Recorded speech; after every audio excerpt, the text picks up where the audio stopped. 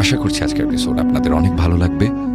বেশি কথা না বলে সবার আগে চলে যাব আজকের প্রথম ঘটনায়। এখন যে ঘটনাটি আমি আপনাদের সাথে শেয়ার করতে যাচ্ছি, এই ঘটনাটি আমাদেরকে পাঠিয়েছেন মোহাম্মদ জসিম ভাই। ওনার বর্তমান ঠিকানা ঢাকার উত্তরখানের মাদার বাড়িতে, আর ওনার দেশের বাড়ি শেরপুর জেলার শ্রীবর্দী থানার ভেলুয়া বাজার এলাকার চানমন্ডল বাড়িতে। আর ঘটনাটি ঘটেছিল ওই চানমন্ডল বাড়িতেই। তখন সময়কাল 2002 সাল, তখনও উনি জন্ম নেননি। আর এই ঘটনাটি উনি ওনার দাদা, ফুপো, ওনার আম্মা, এরকম পরিবারের অনেকের কাছ থেকেই শুনেছিলেন। ওই চানমন্ডল বাড়ির একটু বর্ণনা দেওয়ার দরকার। ওই সময়টাতে মানে 2002 সালে ওই বাড়ির পেছনের যে সাইডটা পুরোটাই বাঁশঝাড়ে তলিয়ে ছিল। তখন বাড়ির ডান দিকে ছিল কাঠের যেই গাছগুলো আছে সেগুলোর বাগান, আর বাম দিকে ছিল আর একটা বাড়ি।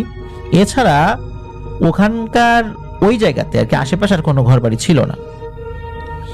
আর ওনাদের গ্রামের মানুষ ওই বাড়িটাকে তখন এটকা বাড়ি বলতো স্থানীয় ভাষায়। আর এটকা বাড়ির মানে হচ্ছে নির্জন বাড়ি বা জঙ্গল বাড়ি।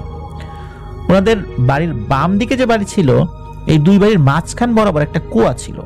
আর এই কুয়ার এক পাশে ছিল ছোট ছোট আনারস গাছ, আর এক পাশে ছিল কলা গাছ। ওই সময় ওই কুয়ার পানি দিয়ে সব কাজ করা হতো, খাওয়া দাওয়া হতো। তখন ওনাদের এলাকা ছিল একদম অজপাড়াগা, ওখানে ইলেকট্রিসিটি ছিল না। আর তখনকার মতো যে অবস্থা আমরা বর্ণনা করলাম, ওই সময় কিন্তু খুবই অনুন্নত ছিল। এখন তো উন্নত হয়েছে। ওই সময় নাকি প্রত্যেকটা বাড়িতেই একটা করে কুয়া ছিল। এখন আসি মূল ঘটনায়। সময়টা তো আগেই বলেছি, 2002 সাল। ওনার দাদি ছিলেন একজন ধার্মিক লোক এবং খুব ঠান্ডা মেজাজের ভালো মানুষ ছিলেন। সকালবেলা উনি এলাকার ছেলে মেয়েদেরকে আরবি পড়াতেন। ওনার দাদির ছোট ভাই একবার ওনার দাদা বাড়িতে বেড়াতে আসেন সকাল 11টা বা 11:30টার দিকে। আসার পর দাদা দাদির সাথে কিছুক্ষণ গল্প করেন উনি। এরপর বাড়ির চারপাশ দিয়ে উনি হাঁটছেন আর দেখছেন। তো দাদির ছোট ভাই হাঁটতে হাঁটতে ওই কুয়ার কাছে আসেন। হঠাৎ করে দাঁড়িয়ে পড়েন। কুয়ার দিকে নজর দিতেই উনি দেখতে পেলেন কুয়ার ভিতরে দুটো সাপ একসাথে পেঁচিয়ে পানির উপর খেলাধুলা করছে। এটা দেখার পর উনি এই জসিম ভাইয়ের দাদাকে সাথে সাথে ডাক দেন। দাদাও চলে আসেন। তখন দাদা এসে কুয়ার ভিতরে তাকান, বলেন যে কুয়ার ভিতরে তাকাও দুলাভাই। তখন তাকানোর পর দাদাও দেখেন যে এই অবস্থা, দুটো সাপ কুয়ার পানির উপর খেলাধুলা করছে। তখন এই দাদির যিনি ছোট ভাই বলে যে দুলা ভাই, আপনারা এই কুয়ার পানি খান, যে কুয়ার ভিতরে নাকি সাপ থাকে। এটা শোনার পর এবং নিজের চোখে দেখার পর দাদার মেজাজ গরম হয়ে যায়। দাদার সাথে সাথে ঘর থেকে মাছ ধরার টেটা নিয়ে আসেন এবং কুয়ার উপর থেকে ওই সাপের দিকে তাক করে নিক্ষেপ করেন। টেটাটা সোজা গিয়ে সাপের উপরে পড়ে। একটা সাপের পেটে ওই টেটার একটা শিক ঢুকে যায়, আর একটা সাপ পানির নিচে চলে যায়। আর যেটার পেটে ঢুকেছিল সেটাও নড়াচড়া করতে করতে টেটা থেকে ছুটে যায় এবং পানির নিচে চলে যায়। তখন দাদা, এই জসিম ভাইয়ের আব্বু আর ওনার দাদির ছোট ভাই, এই তিনজন মিলে কুয়ার ভিতরে নামে এবং পুরো কুয়ার পানি উপরে তুলে ফেলে। মানে কুয়াটা একদম তারা শেষ দিয়ে ফেলে। পানি তোলার পর দেখা যায় কুয়ার ভিতরে একটা পোকামাকড়ও নেই, সাপ তো দূরের কথা। দাদা তো তখন একটু চিন্তিত হয়ে পড়েন আর ভাবেন সাপগুলো গেল কোথায়। কুয়ার ভিতরে তো কোনো ফোঁটাও দেখা যাচ্ছে না, সাপগুলো তাহলে কোন দিক দিয়ে চলে যাবে। তখন এই জসিম ভাইয়ের দাদি আসেন এবং জসিম ভাইয়ের দাদাকে বলেন যে আমার তো বিষয়টা ঠিক বলে মনে হচ্ছে না, কোনো একটা ঝামেলা আছে মনে হয়। তখন দাদির ছোট ভাই বলেন, আরে ধুর আপা, এগুলো কোনো ব্যাপারই না, খামাখা দুলাভাইকে চিন্তায় ফেলিস না। তখনকার মতো এগুলো ওখানেই শেষ হয়ে যায়। ওই দিন রাত্রেই দাদা ঘুমের মধ্যে স্বপ্নে দেখতে পেলেন একটা বিশাল দেহের কালো অবয়ব। দাদাকে বলছে যে তুই আজকে যে কাজটা করছিস সেটা কি ঠিক করছিস? মোটেও ঠিক করিস নাই। এর মাসুল যে তোকে কিভাবে দিতে হবে আমি নিজেও জানি না, আর তুই তো জানিসই না, অপেক্ষা কর। এই স্বপ্ন দেখার পর দাদার ঘুম ভেঙে যায়। আর দাদা ভাবতে থাকে কার আবার কি ক্ষতি করলাম। আবার এটাও ভাবতে থাকে যে ওনাদের বাড়িতে তো আশেপাশে ঝোপ জঙ্গল, অনেক দুষ্টু জিনের বসবাস, হতে পারে এগুলো ওদের কাজ, স্বপ্নে দেখিয়েছে। আর দাদা তো ছিলেন একজন সাহসী মানুষ, কবিরাজ ছিলেন, মানুষের রোগ ব্যাধির ওষুধ বানিয়ে দিতেন গাছগাছালি দিয়ে, আর অনেক ধরনের গাছগাছালির ট্রিটমেন্ট তার জানা ছিল। আর টুকটাক জিনে ধরার কাজ পারতেন, খুব বড় কাজ পারতেন তা না, মানে হালকা পাতলা কাজ আর কি। এরপর 2 দিন কেটে যায়, কোনো সমস্যা নেই। ঠিক তার পরের দিন দুপুরে জোহরের আজানের আগে দাদা বাহির থেকে বাড়িতে আসেন এবং এই জসিম ভাইয়ের মাকে জিজ্ঞেস করেন, এই বলে যে জসিম ভাই তো তখন হন নাই, মানে দাদির কথা জিজ্ঞেস করেন আর কি। তখন জসিমের মা বলেন যে উনি তো ওয়াশরুমে গেছেন। তো দাদা খেয়াল করেন যে দাদি ওয়াশরুম থেকে বের হয়ে বাড়িতে আসেন, মানে ঘরে ঢোকেন, ওয়াশরুমগুলো তো বাড়ির বাইরে আর কি। আর ওনার আচার আচরণ কেমন যেন অদ্ভুত মনে হচ্ছে। দাদার সাথেও কোনো কথা বলছেন না, ঘরের এক কোনায় গিয়ে বসে আছেন উনি, মানে দাদি বসে আছেন। তো দাদা দাদিকে বলেন যে কুয়া থেকে পানি ওঠাও, গোসল করব, নামাজে যাব। এই বলে উনি ঘর থেকে বের হয়ে ওয়াশরুমের দিকে গিয়েছেন। তো ওয়াশরুম থেকে ফেরার পর দেখেন যে দাদি ঠিক আগের জায়গায় বসে আছে, মাথা নিচু করে। তখন দাদা জসিম ভাইয়ের মাকে জিজ্ঞেস করলেন যে সে কি অসুস্থ কিনা। তখন জসিম ভাইয়ের মা বলছেন যে না আব্বা, আমি তো কিছু বলতে পারবো না তো এই বিষয়ে। ওদিকে দাদার মেজাজ কিন্তু অনেক গরম হয়ে গেছে, কারণ দাদিকে নাকি কখনো এই সময় বলতে হতো না দাদার জন্য পানি উঠিয়ে রাখার জন্য কুয়া থেকে, কিন্তু এখনো সে উঠালো না, বলার পরে উঠালো না। দাদার তো মেজাজ গরম হচ্ছে, এটা স্বাভাবিক। এই বিষয়টা বিবেচনা করে এই জসিম ভাইয়ের মা দাদির কাছে যায়, তাদের শরীরে হাত দিতেই আচমকা হাত সরিয়ে নেয়। আর জসিম ভাইয়ের মা বলেন যে তার শরীর অনেক গরম হয়ে আছে। আর দাদিও মাথা উঠিয়ে যখনই জসিম ভাইয়ের আম্মুর দিকে তাকিয়েছেন, জসিম ভাইয়ের আম্মু জসিম ভাইয়ের দাদির চেহারা দেখে এমন এক চিৎকার দিয়ে ওঠেন যে উনি ওখানে অজ্ঞান হয়ে পড়ে যাবেন, এমন একটা অবস্থা। ওনার এই চিৎকার শুনে দাদা জসিম ভাইয়ের মাকে জিজ্ঞেস করেন এই হয়েছে কি। তখন জসিম ভাইয়ের মা বলেন যে দেখুন তো আব্বা, কিছু একটা হয়েছে মার। এ কথা শুনে দাদা দাদির কাছে যায় এবং গিয়ে দেখতে পান চোখগুলো ভয়াবহ রকমের লাল হয়ে আছে এবং একা একাই বিড়বিড় করে কিছু একটা বলছে। তখন দাদা বুঝতে পারেন যে কোনো সমস্যা হয়েছে হয়তো। দাদির কপালে হাত রেখে কিছু একটা পরে উনি ফু দেন, সাথে সাথে দাদি বেহুশ হয়ে পড়েন। এরপর দাদা নিজেই পানি উঠিয়ে গোসল করে বাড়িতেই নামাজ পড়েন। আর ততক্ষণে এই জসিম ভাইয়ের আব্বাও কাছ থেকে বাড়িতে ফেরত আসেন। আর ওই সময় কিন্তু এই জসিম ভাই উনি ওনার মায়ের পেটে ছিলেন, ওনার মা তখন 9 মাসের প্রেগনেন্ট ছিলেন। সবাই এটাই ভেবেছিল যে জসিম ভাইয়ের দাদির উপর কোনো দুষ্টু জিন ভর করেছে, যাতে করে জসিম ভাইয়ের মায়ের ক্ষতি করতে পারে এবং পেটে থাকা জসিম ভাইকে ক্ষতি করতে পারে, কিন্তু সফল হতে পারে নাই। এই কারণে দাদির উপর ভর করেছে। যাই হোক, এরপর দাদির হুঁশ আসে, তখন দেখে মনে হয় উনি সুস্থ আছেন, কিন্তু দাদি পেটে হাত দিয়ে দাদাকে বলেন যে আমার পেটের ভিতর কেমন যেন যন্ত্রণা করছে, মনে হচ্ছে আমার পেটের ভিতরে নাড়িভুড়ি মনে হয় ছিঁড়ে গেছে। তখন দাদা দাদিকে পানি পড়ে দেন খাওয়ার জন্য। দাদি খান, খাওয়ার পর যন্ত্রণা কিছুটা কমে। এদিকে দিন যতই যায় ততই যেন দাদি অসুস্থ হয়ে পড়েন, কোনো কিছু ঠিক মতো খেতে পারেন না, নামাজ পড়তে পারেন না, একদম শুকিয়ে যেতে থাকেন। আর সারাদিন মাথা নিচু করে বসে থাকতেন, আর যেখানে রোদ পড়তো, মানে সূর্যের আলো যেখানে পড়তো সেখানে গিয়ে বসে থাকতেন। আর ওই সময় গ্রামে ডাক্তারের এত প্রচলন ছিল না, সবাই ওই স্থানীয় কবিরাজদেরকে দেখাতেন। মানুষ ডাক্তারের কাছে খুব একটা যেতে চাইতেন না, আর একদম অজপাড়াগা, তো কে যাবে হসপিটালে ডাক্তারের কাছে, এই চিন্তা করতেন আর কি। আর মানুষ কবিরাজের মাধ্যমে ভেষজ চিকিৎসা নিতে বেশি ভালোবাসতেন আর কি। এই জসিম ভাইয়ের দাদা কিন্তু জসিম ভাইয়ের দাদিকে অনেক ঔষধ বানিয়ে খাইয়েছে, কিন্তু কোনো ফলাফল আসে না, বরং অবস্থা দিন দিন আরো খারাপ হচ্ছে। তার কয়েকদিন পর এই জসিম ভাইয়ের দাদি একা একাই নাকি বাড়ি থেকে বের হয়ে কোনো একদিকে হেঁটে চলে যেতেন। এমন অবস্থা যখন দেখতে পেলেন জসিম ভাইয়ের দাদা, তখন উনি নিজে নিজেই জসিম ভাইয়ের দাদিকে রুকিয়া করার চেষ্টা করেন। মূলত রুকিয়া করার আগে বোঝার চেষ্টা করলেন সমস্যাটা কি।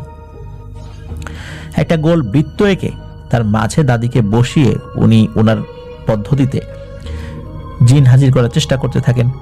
খুব বেশিক্ষণ চেষ্টা করতে হয়নি, হঠাৎ করে দাদির মুখ থেকে পুরুষের কণ্ঠের আওয়াজ বের হতে শুরু করলো।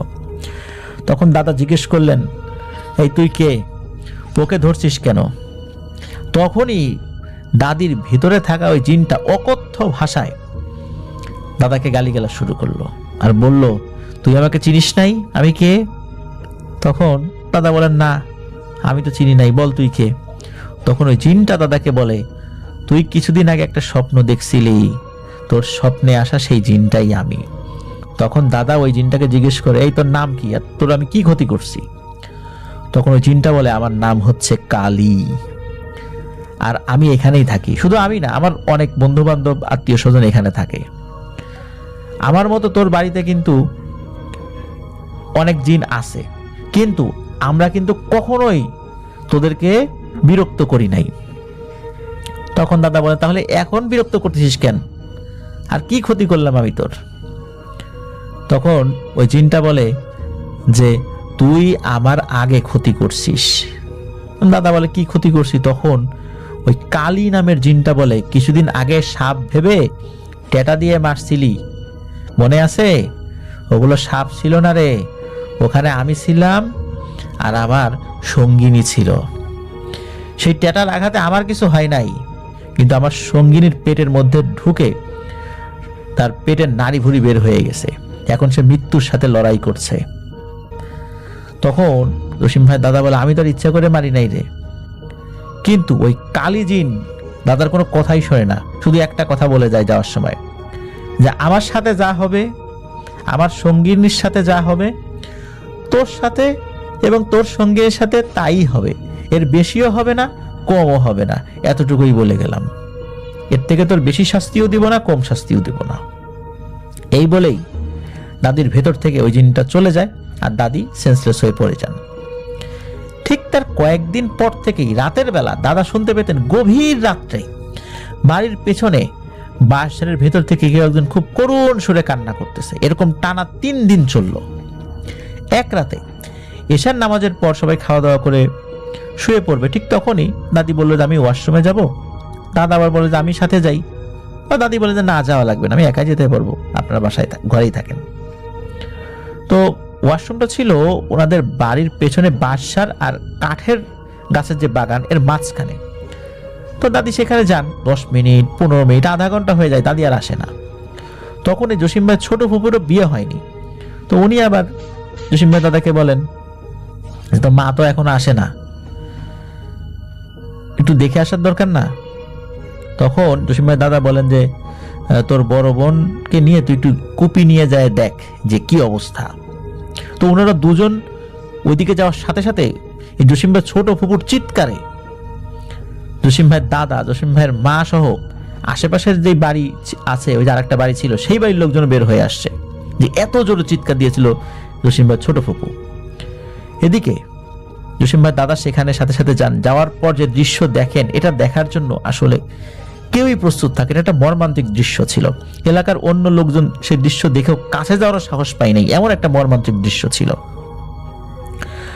ওয়াশরুম থেকে কিছুটা সামনে জসিম ভাইয়ের দাদির দেহটা পড়ে আছে, চোখগুলো খোলা আর পেট ফেটে নাড়ি ভুড়ি বের হয়ে আছে। কারণের বুঝতে বাকি ছিল না জসিম ভাইয়ের দাদির সাথে কি হয়েছে।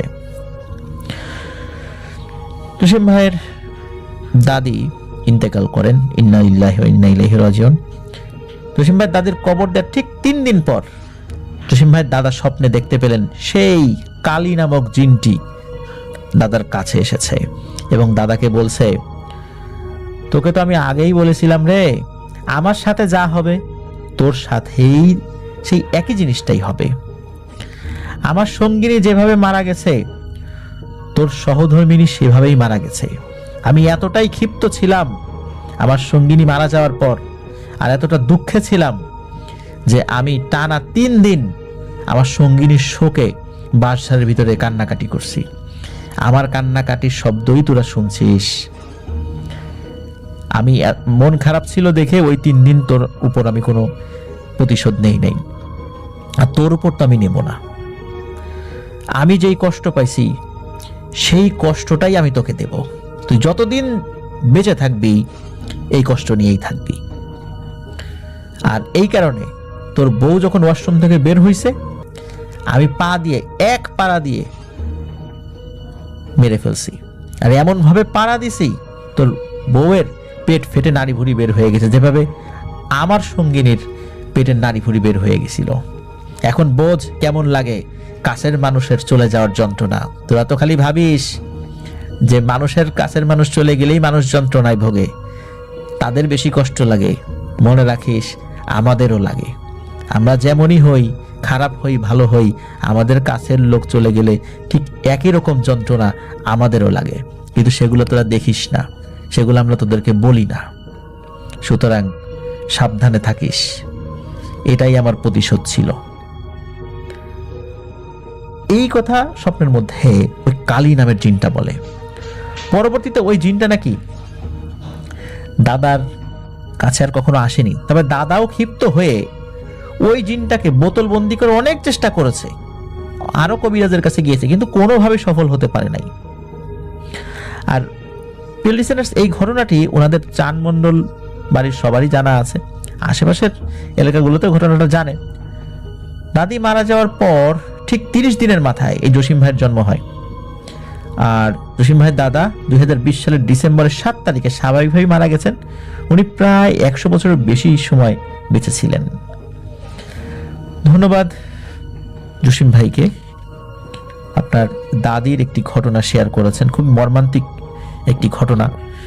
মর্মান্তিক ঘটনা, আমরা যেহেতু মানুষ, আমরা মানুষের উপলব্ধিটা বুঝতে পারি খুব সহজে, আর জিনেরা জিনেদের উপলব্ধিটা বুঝতে পারে, কিন্তু এখানে 2 শ্রেণীর মানুষদের উপলব্ধিটাই আমাদের লিসেনাররা হয়তো বুঝতে পেরেছেন, মানুষ এবং জিনের।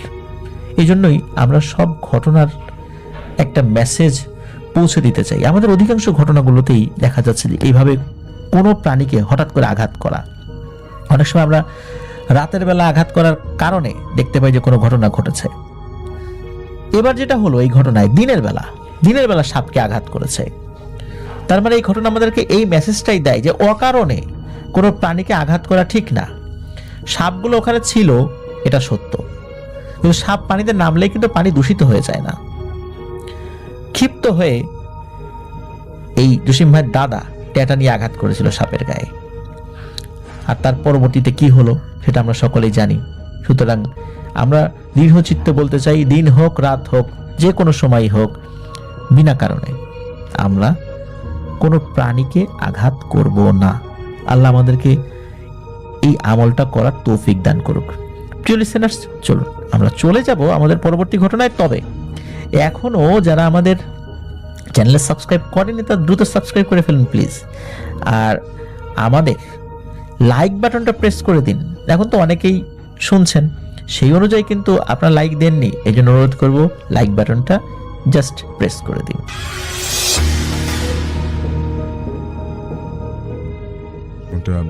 এই মুহূর্তে আমার সাথে স্টুডিওতে একজন গেস্ট রয়েছেন, অনেক অনেক ধন্যবাদ স্টুডিওতে আসার জন্য। আপনার নাম বলে আপনি ঘটনা শেয়ার করবেন। ধন্যবাদ শাফিন ভাই। আজকে আমি 2টা স্টোরি শেয়ার করব। তো আমার প্রথম স্টোরিটা এরকম যে আমার নানা, উনি বর্তমানে খুব বৃদ্ধ, অনেক বয়স তার। তার আগে একটু আপনার নামটা বলবেন এবং কোত্থেকে এসেছেন সেটা একটু জানাবেন। জি, আমার নামটা হচ্ছে মোহাম্মদ সাইম ইসলাম, আমি আসছি পূর্ব রামপুরা থেকে।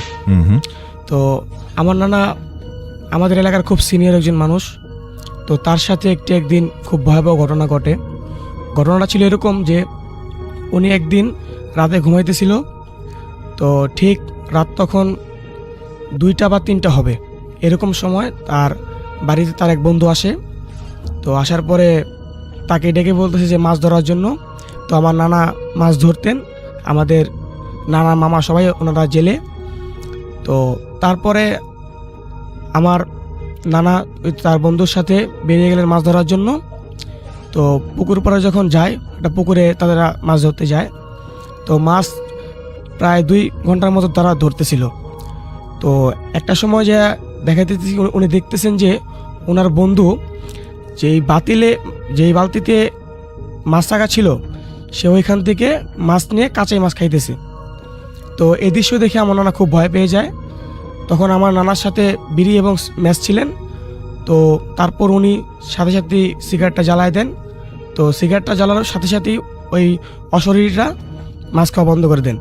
তো তারপরে যখন বিয়েটা শেষ হয়ে যায় তখন সে আবার মাছ খাওয়া শুরু করে। তো তারপরে আমার নানা অনেক ভয় পেয়ে গেছে। তারপর আমার নানা বলতেছে তুমি কাঁচা মাছ খাইতেছো। পরে অশরীরটা আমার নানা কীভাবে জবাব দিলেন যে আমি কাঁচা মাছ না, আমি তোরেও কাঁচা খাবো, মানে এরকম একটা কথা সে বলে। তো বলার পরে আমার নানা খুব ভয় পেয়ে যায়। তো আমার নানা খুব কবিরাজি জানতেন। তো তারপরে সে দোয়া তো সব পড়া শুরু করলেন এবং গোল একটা সার্কেল আঁকলেন। ওই সার্কেলে সে দাঁড়ায় যতক্ষণ ওই সার্কেলে দাঁড়ায় ততক্ষণ পর্যন্ত তাকে অশরীরটা কোনো আঘাত করতে পারেনি। তো অনেকক্ষণ প্রায় আমার নানাকে কাছে আসতে চাইছিল কিন্তু কাছে আসতে পারে নাই। তো অনেকক্ষণ যাবৎ হওয়ার পরে ফজরের আজান দেওয়া হয়। তো ফজরের আজান দেওয়ার পরে হঠাৎ করে আমার নানা পিছনে তাকায় সামনে তাকাইলো, যে কোনোটা কারণে সে পিছনে তাকাইছিল। তাকানোর পরে যখন সামনে তাকায় দেখে সেই অশরীরটা বা তার বন্ধুটা সেখানে নাই। তো আমার নানা খুব ভয় পায়। তো আমার নানা ওই সার্কেল থেকে বেরিয়ে এই সামনে একটু যায়। তো যাওয়ার পরে তার এক পরিচিত লোকের সাথে দেখা হলো। তারপর তাকে বললো যে কই গেছিলাম, পরে বললো মাছ ধরতে গেছিলাম। তো মাছ ধরার পরে সে কথা বলার পরে আরেকটু সামনে যায়। যাওয়ার সময় দেখতেছে সে তার ওই বন্ধুটা। পরে বলতেছে কিরে তুই কালকে রাত্রে এরকম রাত্রেবেলা মাছ খাইছোস? পরে বলতেছে না দোস্ত, আমি তো বাসায় ছিলাম, আমি তো সারা রাত ঘুমাইছি। কয় না তাইলে কে ছিল আমার সাথে? তুই তো আমার সাথে সারা রাত মাছ ধরলি, তারপর তুই মাছ খাইতেছিলি। কয় না বন্ধু এরকমটা না, আমি ছিলাম না, তুমি হয়তো অন্য কিছু দেখছো বা কোনো অশরীর তোমার সামনে আসছে। তো এটা শোনার সাথে সাথে আমার নানা অজ্ঞান হয়ে যায়। তো অজ্ঞান হওয়ার পরে উনি তাকে বাড়িতে নিয়ে যায়। তো বাড়িতে নিয়ে যাওয়ার পর আমার নানার ঠিক 3 দিন খুব জ্বর ছিল এবং মানে আস্তে আস্তে তিনি খুব ভেঙে যান। তার খুব অবস্থা খারাপ হয়ে যায়। প্রায় স্বপ্নে নাকি তার ওই অশরীরটাকে দেখতেন, বলতেছে যে তোর ভাগ্য ছিল, তোকে আমি নেক্সট টাইম পেলে আবার খাইয়া ফেলামো। সেদিন মাছ খাইছি এবং আজকে যখন তুই আমার সামনে পড়বি তোরে খাইয়া ফেলামো। এরকম প্রায় কয়েকদিন পরপরই আমার নানা এরকমটা দেখতো। তো আমার নানা এমনি কবিরাজ ছিল, কিন্তু সে যতই দৌড়াদৌড়ি পড়তো না কেন বা যত কিছু পড়ে ঘুমাইতো না কেন তার সাথে আসতোই। তো আমাদের এলাকার একটা কবিরাজকে দেখানো হলো। তো কবিরাজকে দেখানোর পরে বলতেছে যে একটা জিন ওনার উপর ভর করছে, তো এটা সরাইতে হবে। পরে আমার বড় মামা বললো যে ঠিক আছে, আপনি যা করার লাগে আপনি যেভাবে করার লাগে করুন, সমস্যা নেই, যত টাকা লাগে আমি দিব। তারপরে একটা সময় ওই জিনটা হাজির হয় আমার নানার শরীরে। তো তারপরে বলে যে তুমি কেন ওকে ধরছো? পরে বলতেছে যে ও আমার বন্ধু। কয় না তুমি তো ওর বন্ধু না, ওর বন্ধু তো আরেকজন, তুমি তো একটা অশরীরী। কয় না ও আমার বন্ধু, ওরা আমি কখনো ছেড়ে যাবো না। তো এইগুলো করার পর কবিরাজ এরপর কিছু করতে পারে নাই। তো এখনও আমার নানা প্রায় উনি বেঁচে আছেন কিন্তু খুব বৃদ্ধ, কিন্তু এখনও প্রায় স্বপ্নে আমার নানা ওই মানুষটাকে দেখতে পায়। অনেক কবিরাজ দেখানো হয়েছে কিন্তু এখন পর্যন্ত কোনো কাজ হইতেছে না। তো এই ছিল আমার প্রথম ঘটনা। আপনার নানার সাথে যে জিনটা তার বন্ধু বেশে দেখা দিয়েছিল, সে এখন পর্যন্ত তার বন্ধুর রূপেই তাকে বারবার স্বপ্নে দেখা দেয় এবং এখন পর্যন্ত বলে যে আমি ওর বন্ধু। জি ওর বন্ধু আমি। এবং এখন পর্যন্ত আসলে তাকে সরানো যায়নি তার সাথ থেকে। আরেকটা ঘটনা বলবেন বলছিলেন। জি, এখন আমি আমার সেকেন্ড স্টোরিটা বলবো। তো আমার সেকেন্ড স্টোরিটাও আমার বড় মামার সাথেই ঘটা। তো আমার নানি উনি প্রায় 10 থেকে 12 বছর আগে মারা যায়। তো খুব ওই তখনকারই ঘটনাটা। তো আমার মামা মাছের ব্যবসা করতেন। তো রাত্রে দেখা গেছে কোনো দিন 1টা বা কোনো দিন 2টাও বেজে যেতেন বাসায় ফিরতে ফিরতে। তো আমার নানির সাথেও এরকমটা অনেকবার ঘটেছে, যেগুলো অন্য সময় একদিন শাফিন ভাইয়ের সাথে শেয়ার করব। যাই হোক, তারপরে আমার নানি মারা যাওয়ার পরে ঠিক 3 থেকে 4 দিন পরে আমার মামা আড়ত থেকে বাড়িতে ফিরতেছিলেন। তো বাড়িতে ফেরার সময় আমাদের বাড়িতে ঢুকতেই দেখা গেছে একটা চিকন মাটির রাস্তা পড়ে। তো ওই মাটির রাস্তা দিয়ে আমার মামা হাঁটতেছে। আমার মামা খুব সাহসী একজন মানুষ, ওনার সাথেও অনেক ঘটনা ঘটছে।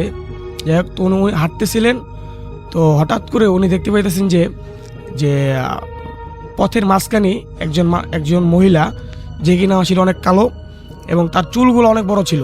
ওই চুলগুলোয় দেখা গেছে মাটিতেও পুরোটা বইরে গেছে, এরকম একটা অবস্থা, এত বড় বড় চুল ছিল। তো আমার মামা দেখে বুঝে গেছে যে এটা কি জিনিস। তো আমার মামা ভয় না পেয়ে সামনে আগাইছে। তো আগাই বলতেছে তুমি কে, কোত্থেকে আসছো, বা এভাবে বসে আছো কেন, মানুষ যাবে কিভাবে? তো এরকমটা বলতেছিল মামা। তো সে কোনো অ্যান্সার দিতেছিল না, বারবার জিজ্ঞেস করতেছে কিন্তু ওই লোকটা কোনো অ্যান্সার দিতেছিল না। তো একটা সময় দেখা গেছে প্রায় আধা ঘন্টা হয়ে গেছে। আমার মামা ওই সাহসী লোক ছিল, তো বারবার ওকে টস করতেছে তুমি কে, কোত্থেকে আসছো, কথা বলো না কেন। তো বারবার যখন বলতেছিল, তো একটা সময় উনি একটা বিকট আওয়াজ, মানে ওনার চেহারা পরিবর্তন হয়ে গেল। প্রথমে একটা চেহারা ছিল যেমন শুধু কালো, তো তারপরে তার চেহারা এরকম হয়ে গেল যে আপনার চোখগুলো মানে আগুনের মতো লাল, মানে এরকম হয়ে গেছে আর কি। তো মামা এটা থেকে প্রথম ভয় পেয়ে যায়। তো মামা তারপরে সামনে গেছে যে তুমি কে বলো, তুমি রাস্তাতে সাইড হও।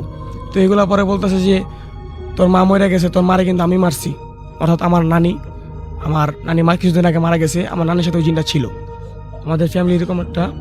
তো আমার নানির সাথে ওই জিনটা ছিল যে বলতেছে তোর মারে আমি মারছি, তোর মা এরকম এরকম নদীর ঘাটে চুল ছাইরা গোসল করতে যাইতো, যার কারণে তোর মাকে মারছি, এবং তোদের পুরা বংশ আমি নির্বংশ করে দিব, তোদের পুরা বংশকে মেরা ফেলবো, মানে এরকমটা আমার মামাকে সে বলতেছে। তো আমার মামা শুনে খুবই ভয় পেয়ে গেল। তো ভয় পেয়ে মামা একটা চিৎকার দিয়ে দৌড় দিলেন।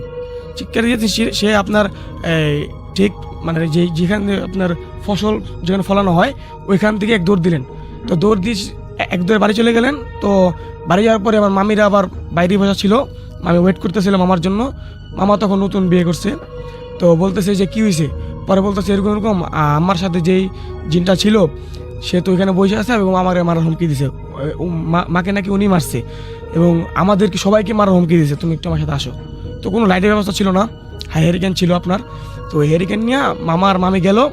তো যাওয়ার পরে ভাই ওই জিনিসটাকে দেখা গেল না। আর ওনার চেহারার মানে বর্ণনা মামা যেটা আমাকে বললো যে মানে তোর আমি বুঝাতে পারবো না, মানে এরকম একটা জিনিস। ওই জিনিসটার চেহারাটা এত পরিমাণ ভয়াবহ ছিল। ওর চেহারা দিয়ে আপনার চোখগুলো হচ্ছিল একদম আগুনের মতো, ঠিক আছে। মামা তো প্রচুর পরিমাণে ভয় পাইছে। তো তারপর জিব্বাটা নাকি অনেক বড় ছিল, মানে জিব্বাটা নাকি বের করে আপনার প্রায় ওই মহিলার হাঁটু সমান পর্যন্ত চলে আসছিল আপনার জিব্বাটা, এরকম একটা জিব্বা ছিল এবং মানে এত পরিমাণ কুৎসিত কালো ছিল। তো মামা প্রথম ভয় পেয়ে যায়। পরে যাওয়ার পরে মামার মামি যাওয়ার পরে ওই জিনিসটা দেখে না। তো এরপরে মামা বাড়িতে চলে আসে। তো এরপর দিন সকালে আমার ছোটো নানা যিনি ওনার সাথে বিষয়টা শেয়ার করলো। পরে বলতেছে সমস্যা নাই, চিন্তা করিস না, এগুলো কিছু করতে পারবো না, তোরা রিল্যাক্স থাক। তো মামা যেহেতু তখন প্রথম বিয়ে করছিলেন, তো এরপরে মামার সাথে এরকম কিছু ঘটে নাই, কিন্তু নানার সাথে আমার এখনও প্রায় ঘটে। প্রথম স্টেজে বলছিলাম আমার নানা এখনও প্রায় স্বপ্নে তাকে দেখে, এবং মামার সাথে এরপরে আর কোনো ঘটনা ঘটে নেই। তো এই ছিল আমার ঘটনা শাফিন ভাই।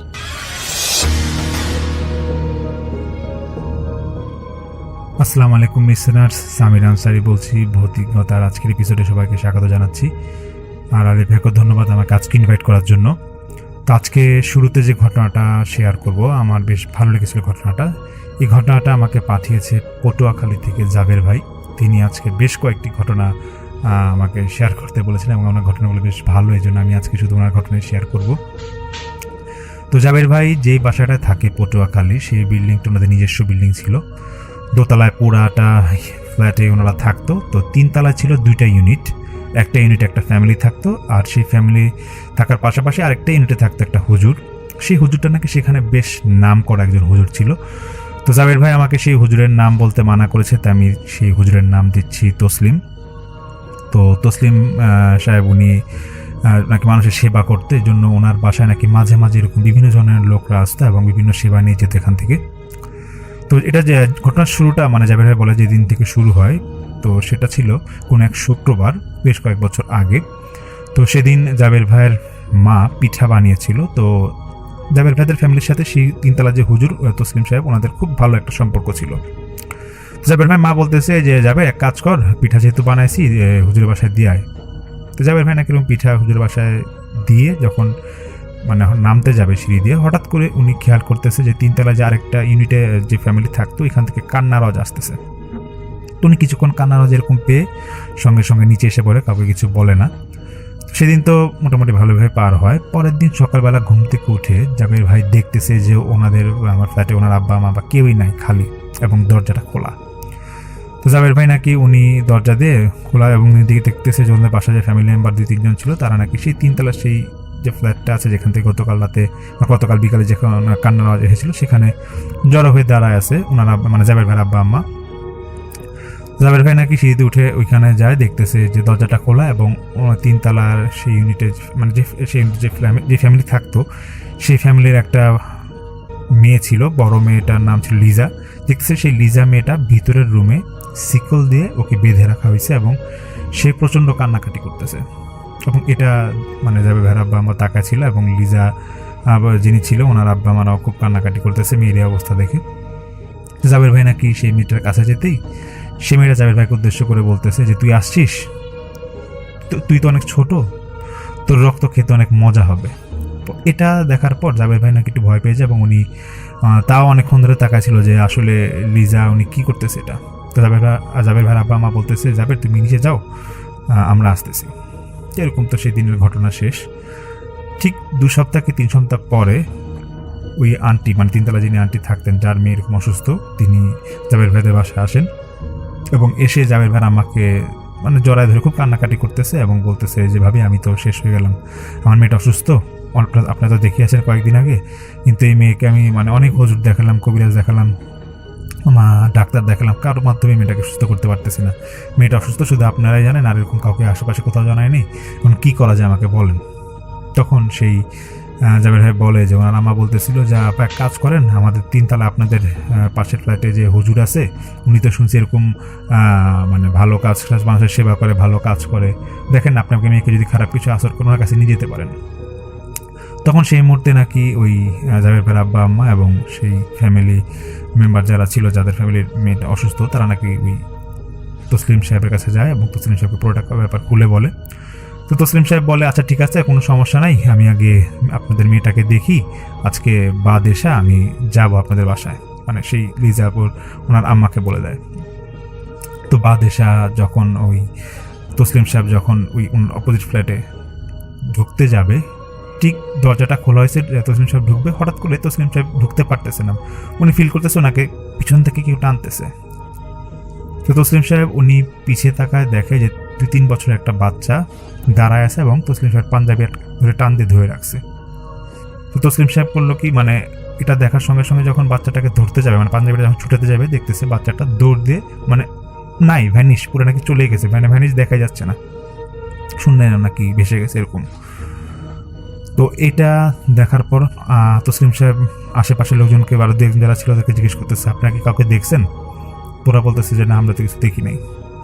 যেটা বলার পর তসলিম সাহেব রুমের ভিতর ঢোকে এবং ঢোকার সঙ্গে সঙ্গে উনি বসে এবং বসার সঙ্গে সঙ্গে উনি দেখতেছে যে রুমের আরেকটা কোনায় ঠিক সেম বাচ্চাটা দাঁড়ায় আছে এবং সে খুব মানে কান্না অবস্থায় দাঁড়ায় আছে, মানে সে কানবে এরকম একটা ভাব। তখন তসলিম সাহেব বুঝে যে বাসাটা হয়তো কোনো একটা সমস্যা আছে। তো তসলিম সাহেব সেই লিজা আপুকে, মানে যিনি অসুস্থ, ওনাকে ডাকে, ওনার আম্মা এবং আব্বা নিয়ে আসে বসানোর পর লিজা আপুকে দেখার পর তসলিম সাহেব বলতেছে লিজা আপু আমাকে, আপনি এক কাজ করেন, একটা বালতিতে পানি নিয়ে আসেন, এখানে এনে তারপর এখানে রাখেন সামনে, দেখি কি করা যায়। তো তখন সেই বালতিতে পানি আনা হয় এবং পানির মধ্যে তসলিম সাহেবের পকেটে একটা পয়সা ছিল, সেই পয়সাটা তিনি বালতিটার মধ্যে ফেলেন এবং বালতিটার মধ্যে ফেলে উনি পানিটা নাড়াচ্ছিল অনেকক্ষণ ধরে। এর মধ্যেই লিজা আপনি নাকি হঠাৎ করে সেই তসলিম সাহেবকে বকা দিয়ে ওঠে এবং বলতেছে যে তুই আমার কিছুই করতে পারবি না, তুই যা খুশি কর কিন্তু কিছুই করতে পারবি না, উল্টা তোর আরও ক্ষতি হবে। তো এটা বলার পরে হুজুর আর কিছুই বলে না, তিনি ওই তসলিম সাহেব উনি বালতিটা পানি দেখতেছে বেশ গরম হয়ে গেছে এবং সেই পানিটা উনি একটু তো বিজাপুর গায়ে নাকি ছিটা মারে এবং মারার পরে সেখানে যে পয়সাটা ছিল পয়সাটা তুলে লিজাপুর ওনার আম্মাকে বলতেছে যে আপনি বালতিটা নিয়ে যান, আপনার মেয়েটাকে ওনার মানে বলতেছে যে বাবা, মানে লিজাপুর বাবা উনি দেখতেছে, আপনি বালতিটা নিয়ে যান। তো লিজাপুর বাবা ওইরকম ওনার মেয়েটাকে মানে লিজাপুরকে ধরে রাখছিল এবং সেই মুহূর্তে তার বাবা মা তো আবার আসেন। তো সেই হুজুর বলতেছে লিজাপুর আম্মাকে, দেখেন এখানে যে পয়সাটা আছে, পয়সাটা আমি বেঁধে রাখছি সুতা দিয়ে, এটা ওর গলায় ঝুলাই দিচ্ছি, গলায় আপনিও বেঁধে দেন, কোনো সমস্যা নাই, আমি দেখতেছি কি হয়, এবং কালকে বাদ আসর আমি আসবো এবং কিছু কিছু জিনিস আপনারা অবশ্যই রেখে দিবেন। তো বলতেছে যে প্রথমটা রাখবেন হচ্ছে গিয়ে ধূপ রাখবেন এবং একটা মোমবাতি রাখবেন এবং একটা পাঠার রক্ত রাখবেন, যেভাবে পারেন এটা রাখবেন কালকে বাদ আসর। তারপর নাকি সেই হুজুর উনি চলে যায় এবং চলে যাওয়ার সময় নাকি সেই লিজাপুনাকে ওনাকে বারবার হুমকি দিয়ে যাচ্ছিল এবং ওনাকে জোরে জোরে হাসতেছিল। এটা দেখার পর যাই হোক হুজুর উনি চলে যায়। তো পরের দিন বাদ আসর হুজুর আসার পরে উনি লিজাপুর আব্বা আমাকে বলতেছে যে আগে আপনার দরজা জানলা সব আটকে রাখেন আর মোমবাতিটা নিয়ে আসেন, আর গতকাল যে আপনার মেয়ের গলায় পয়সাটা ছিল পয়সাটাকে আমাকে দিয়ে যান, তারপর আপনার লিজাকে নিয়ে আসেন। তো সেরকম ধূপ পাঠার রক্ত এরকম সবই তো অ্যারেঞ্জ করা হয়। তাই কিছুক্ষণের মধ্যেই সেই লিজা আপু উনি আসেন। তো আসার পরে হুজুর যেটা মানে লিজা আপুর দিকে অনেকক্ষণ ধরে তাকায় ছিল এবং হুজুর বলতেছে মানে লিজা আপুর সাথে কথা বলতে যাচ্ছে কিন্তু উনি কথা বলতে চাচ্ছিল না।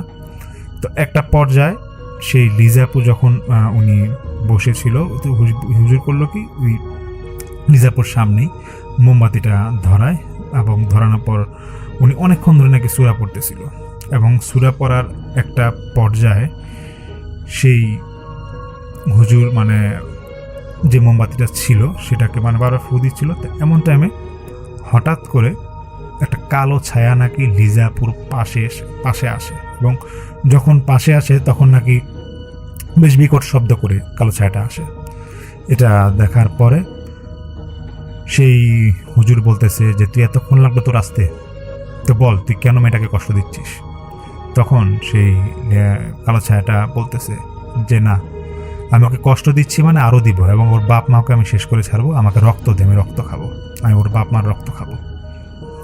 এটা বলার পর হুজুর বলতেছে এগুলো করা মানেটাকে আমাকে একটু বল যে কী সমস্যা। সেই কালো ছায়া কিছুই বলবে না, সে বলতেছে যে না আমি রক্ত খাবো মানে রক্ত খাবো। এটা বলতে না বলতেই নাকি সেই কালো ছায়াটা লিজাপুর আম্মা মানে চুল ধরে একটা বাড়ি মারে দরজার মধ্যে এবং সেখান দিয়ে নাকি মানে যতটুকু অন্ধকার ছিল মোমবাতিগুলোতে দেখা যাচ্ছিল যে লিজাপুর আমার মাথা ভিজে গেছে রক্তে এবং সেখান থেকে ফ্লোরে যে রক্ত পড়া মানে কালো ছায়াটা চেটে চেটে খাচ্ছে। এটা দেখার পর নাকি তসলিম সাহেব সেই কালো ছায়াটাকে কোনো একটা সূরা বা কিছু দিয়ে থামানোর পরে সেই কালো ছায়াটা এরপর লিজাবুর আব্বাকে নাকি মারতে যাবে। এমন সময় তসলিম সাহেব ওনার হাতে যে পয়সাটা ছিল সেটা মোমবাতির উপর আগুনের উপর রাখে এবং কালো ছায়াটা চিৎকার দিয়ে উঠে বলতেছে যে আমাকে কষ্ট দিস না, তোরা কি চাস। তখন সেই তসলিম সাহেব বলতেছে আমি কিছুই চাই না, এই মেয়েটাকে তো কষ্ট দিতে পারবি না।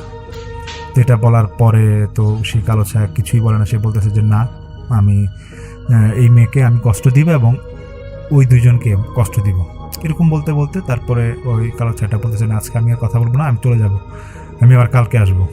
তো অনেক রিকোয়েস্ট করা ওকে থাকার জন্য, কিন্তু কালো ছায়া এরকম মানে থাকতেই চাচ্ছিল না। তখন অনেক বলার পরে সেই কালো ছায়াটা বলতেছে যে লিজা আমার রাফিকে মেরে ফেলছে, লিজার বাপ মা আমার রাফিকে মেরে ফেলছে, এই কথাগুলো বলতেছে।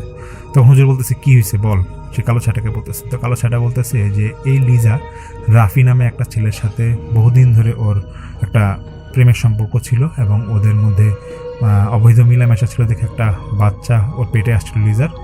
তো এটা যখন লিজার আব্বা আমার শুনতে পায় তখন তারা এই বাচ্চাটাকে মেরে ফেলে। তো মেরে ফেলার পরে তারপর তারা রাফিকে ওদের লোকজন দিয়ে অনেক মারধর করে এবং রাফি 10-12 দিন হসপিটালে থাকার পর মারা যায়। তো তখন সেই কালো ছায়াটাকে হুজুর বলতেছে যে রাফি মারা গেছে, তোর সমস্যা কি, তোর সাথে রাফি কী সম্পর্ক। তখন সেই কালো ছায়া বা জিন মনে হয় যেটা ছিল, তো সে বলতেছে যে রাফির সাথে আমি 26 বছর ধরে ছিলাম এবং রাফির সাথে আমি সবসময় থাকতাম এবং সেই রাফি যখন মারা যায় আমি প্রচণ্ড কষ্ট পাইছি কারণ আমি ওকে অনেক ভালোবাসতাম। সেই কালো ছায়াটা বা জিনটা সম্ভবত এটা বলতেছিল। তো তখন সেই হুজুর বলতেছে যে এখন কি করতে হবে। তো কালো ছায়াটা বলতেছে এখন কিছুই করার নাই, আমার রাফিকে মারছে লিজার আব্বা আম্মাকে আমি শেষ করব। এটা ওরা পাপের বোঝা নিয়ে ঘুরতেছে এবং তারা রাফির এবং লিজার বাচ্চাটাকে মারছে, হত্যা করছে, এটা কোনো সমস্যা নাই, কিন্তু ওরা কেন রাফিকে মেরে ফেললো। তখন সে হুজুর বলতেছে দেখ রাফিকে কি মারলো, তো হসপিটাল থেকেই মারা গেছে, 10-12 দিন তো হসপিটালে ছিল। তখন সে কালো ছায়াটা আবারও বলতেছে যে না ওনারা লিজার আব্বা আম্মা এই মারার ব্যবস্থা করছে, মারধর করছে লোকজন দিয়ে, এখন আমি আর থাকবো না। এটা বলে কালো ছায়াটা চলে গেছে, সঙ্গে সঙ্গে চলে গেছে। তখন সেই হুজুর তো একটা হতমম্বটা শুনে এবং হুজুর জিজ্ঞেস করে ওই লিজার আব্বা আম্মাকে আসলে কি আপনি এই কাজটা করছেন। তখন ওরা স্বীকার করে যে হ্যাঁ আমরা আসলে এই কাজটা করছিলাম, আমরা সেটাকে পছন্দ করতাম না, তো এখন কী করা, আমার মেয়েকে বাঁচান। তো সেই হুজুর বলতেছে যে না কোনোভাবে আপনার মেয়েকে আমি বাঁচাতে পারবো না, এই কালো ছায়াকে মানে কালো ছায়া যে জিনিসটা দেখছেন এটা আসলে একটা জিন, সেই জিনটা লিজার ক্ষতি করতেছে এবং সে লিজার মধ্যে ঢুকে গেছে, তো এখন আমার আর কিছু করার নাই। তো অনেক বলা বলির পরে সেই হুজুরের পা ধরতে পারে, শেষ পর্যন্ত বাধ্য হয় লিজা পুরা ওনার আব্বা আম্মা। তখন হুজুর বলতেছে আচ্ছা ঠিক আছে, আমি কোনো সিউরিটি বলতে পারবো না যে আসলে আপনার মেয়ে সুস্থ হবে নাকি, কালকে আবার আমি আসি, এই একই সময় আসবো, দেখি কিছু করতে পারি কিনা। তো লিজাপুর নাকি তখন অজ্ঞান হয়ে যায়, ওনাকে সিনেস ছিল না, ওনাকে আবার ভিতরে নিয়ে যাওয়া হয়। পরের দিন আবার সেই হুজুর উনি তসলিম সাহেব উনি যায় এবং যাওয়ার পরে লিজাপুকে আবার সামনে আনা হয়, ঠিক আগের জিনিসগুলো মোমবাতি এগুলো সব কিছু আনা হয়। তারপর আজকে আবার সেই কালো ছায়াটা আসার পর আবার সেই অকথ্য ভাষা সে গালাগালি শুরু করে যে আমাকে আবার কেন ডাকলি। আমি তো একবার বলছি যে ওর থেকে আমি কখনো যাব না, আমি ওর ক্ষতি করেই ছাড়বো। তখন সেই কালো ছায়াকে হুজুর বলতেছে, তসলিম সাহেব উনি বলতেছে, দেখ যেটা আবার হয়েছে, ওরা আসলে নিজেরা নিজেদের ভুল স্বীকার করতে পারছে, এখন ওরা রাফির কাছে ক্ষমা চাবে, এখন কি করতে হবে বল। তখন সে কালো ছায়াটা বলছে রাফি তো মারাই গেছে, হ্যাঁ, আর এই ক্ষমা আমি গ্রহণ করতে পারবো না। তখন সেই কালো ছায়াটাকে অনেক বোঝায় হুজুর, মানে সেই ঘন্টাখানিক ধরে নাকি সে বোঝাচ্ছিল, দেখ যেটা হওয়ার হয়েছে, এই মেয়েটাও মাফ চাবে, রাফির আব্বা আম্মা মাফ চাবে, এখন তুই এদেরকে আর কোনো ক্ষতি করিস না, মেয়েটা জীবন বাঁচা, কারণ এই মেয়েটাকে তো রাফিও ভালোবাসতো। যেটা বলার সঙ্গে সঙ্গে নাকি সেই কালো ছায়াটার থেকে নাকি একটা কান্না আরও আসতেছিল, মানে প্রচণ্ড জোরে জোরে কান্না করতেছিল। এবং সে কালো ছায়াটা বলতেছে যে রাফি অনেক কষ্ট পেয়ে মারা গেছে, আমি কষ্ট আমি নিজের চোখে দেখছি। তো এটা বলার পর সে রাফির মানে কসম টসম খাওয়ায় নাকি সেই তসলিম সাহেব, তিনি বলে যে ঠিক আছে, যে রাফির কসম তুই যা বলবি সেটাই হবে, কিন্তু তাও তুই ওদেরকে মানে সেফে রাখ, বা আমি ওর মেয়েটার উপর থেকে চলে যায় এবং ওর বাবা আমাকে কষ্ট দিস না। তো এরকম অনেক বলাবলির পর সেই কালো ছায়াটা বলে যে ঠিক আছে, দুইটা কাজ করতে হবে। একটা এতিমখানার নাম দেয়, বলতেছে ওই এতিমখানায় একটা ছাগল দিবি, যাতে মানে হুজুরকে বলে যে ছাগল দেবে যাতে ওই এতিমরা পেট ভরে খেতে পারে, এবং রাফির বাবা মার কাছে গিয়ে এই লিজার বাবা মার ক্ষমা চাইতে হবে, লিজার সহ যাবে, ক্ষমা চাইতে হবে। তখন বলতেছে যে আচ্ছা ঠিক আছে, কোনো সমস্যা নাই, ক্ষমা চাবে, তারপর তুই তো কোনো সমস্যা করবি না বাবা। এটা মানে বলতেছে যে তুই যদি এরপরে সমস্যা করিস তাহলে কী করবে। তখন সে কালো ছায়াটা বলতেছে যে আমি রাফির কসম খেয়ে বলতেছি আমি কোনো সমস্যা ওদের আর করবো না। তো তারপরে বলতেছে লিজাও তো এরকম অসুস্থ, কারণ লিজাও সুস্থ হয়ে যাবে, কোনো সমস্যা হবে না, সেই কালো ছায়াটা বলে। তারপর নাকি কালো ছায়াটা এরকম ওই পাঠার যে রক্তটা ছিল ওইটা কালো ছায়াকে দেওয়া হয়, সে নাকি এটাও চেটে খাচ্ছিল। এবং একটা পর্যায়ে নাকি কালো ছায়াটা হঠাৎ করে নিজে থেকে চলে যায়, এবং চলে যাওয়ার পর তারপরে সেই তসলিম সাহেব উনি তো মানে বলেই দেয় যে এরকম ছাগল দেন, আর ওই দেখেন রাফির ফ্যামিলির কাছে মাফ চাপচাম, দেখেন ওরা মাফ করে তো আপনার এরকম সমস্যার সমাধান হবে। সেই হুজুর এবং তসলিম সাহেব এবং সেই লিজার আব্বা মনোরা নাকি এরকম রাফির বাসায় এরকম যায় এবং মাফ চায়। যদি অনেক সমস্যা হচ্ছিল ওনাদের, তারপর নাকি অনেকভাবে ওরা বড় মনোবিরা ওনারা কি মাফ চাপ চায়, ওই জন্য ক্ষতিপূরণ ওদের দিতে হয়, এবং এতিমখানাতেও ছাগলের ব্যবস্থা করে দেয়। এরকম 15 দিনের মধ্যেই কাজটা করে, এবং করার পরে লিজা যিনি ছিলেন, লিজা উনি সুস্থ হয়ে ওঠেন, এবং এই তো সমস্যার সমাধান তো হয় ওনাদের। তো যেহেতু জাবের ভাই আমাকে ঘটনাটা পাঠিয়েছে, উনি আমাকে বলেছে আসলে যে ওনাদের বাসায় যে এই যে তসলিম সাহেব যে হুজুরটা আছে, উনি নাকি এরকম বিভিন্ন রকমের কেস নাকি উনি হ্যান্ডেল করে। তো মাঝে মাঝে নাকি জাবের ভাই উনি নাকি যখন ফ্রি থাকে তখন তিনি সেই হুজুরের কাছে যায় এবং তিনি কিছু কিছু ঘটনা শুনে। তো আজকে এটা ছিল ওনার প্রথম ঘটনা যেটা জাবের ভাই আমাকে শেয়ার করেন। আশা করছি আপনাদের ভালো লাগবে। সামনে ওনার আরও কিছু ঘটনা আছে, সাথেই থাকবেন। আসসালামু আলাইকুম।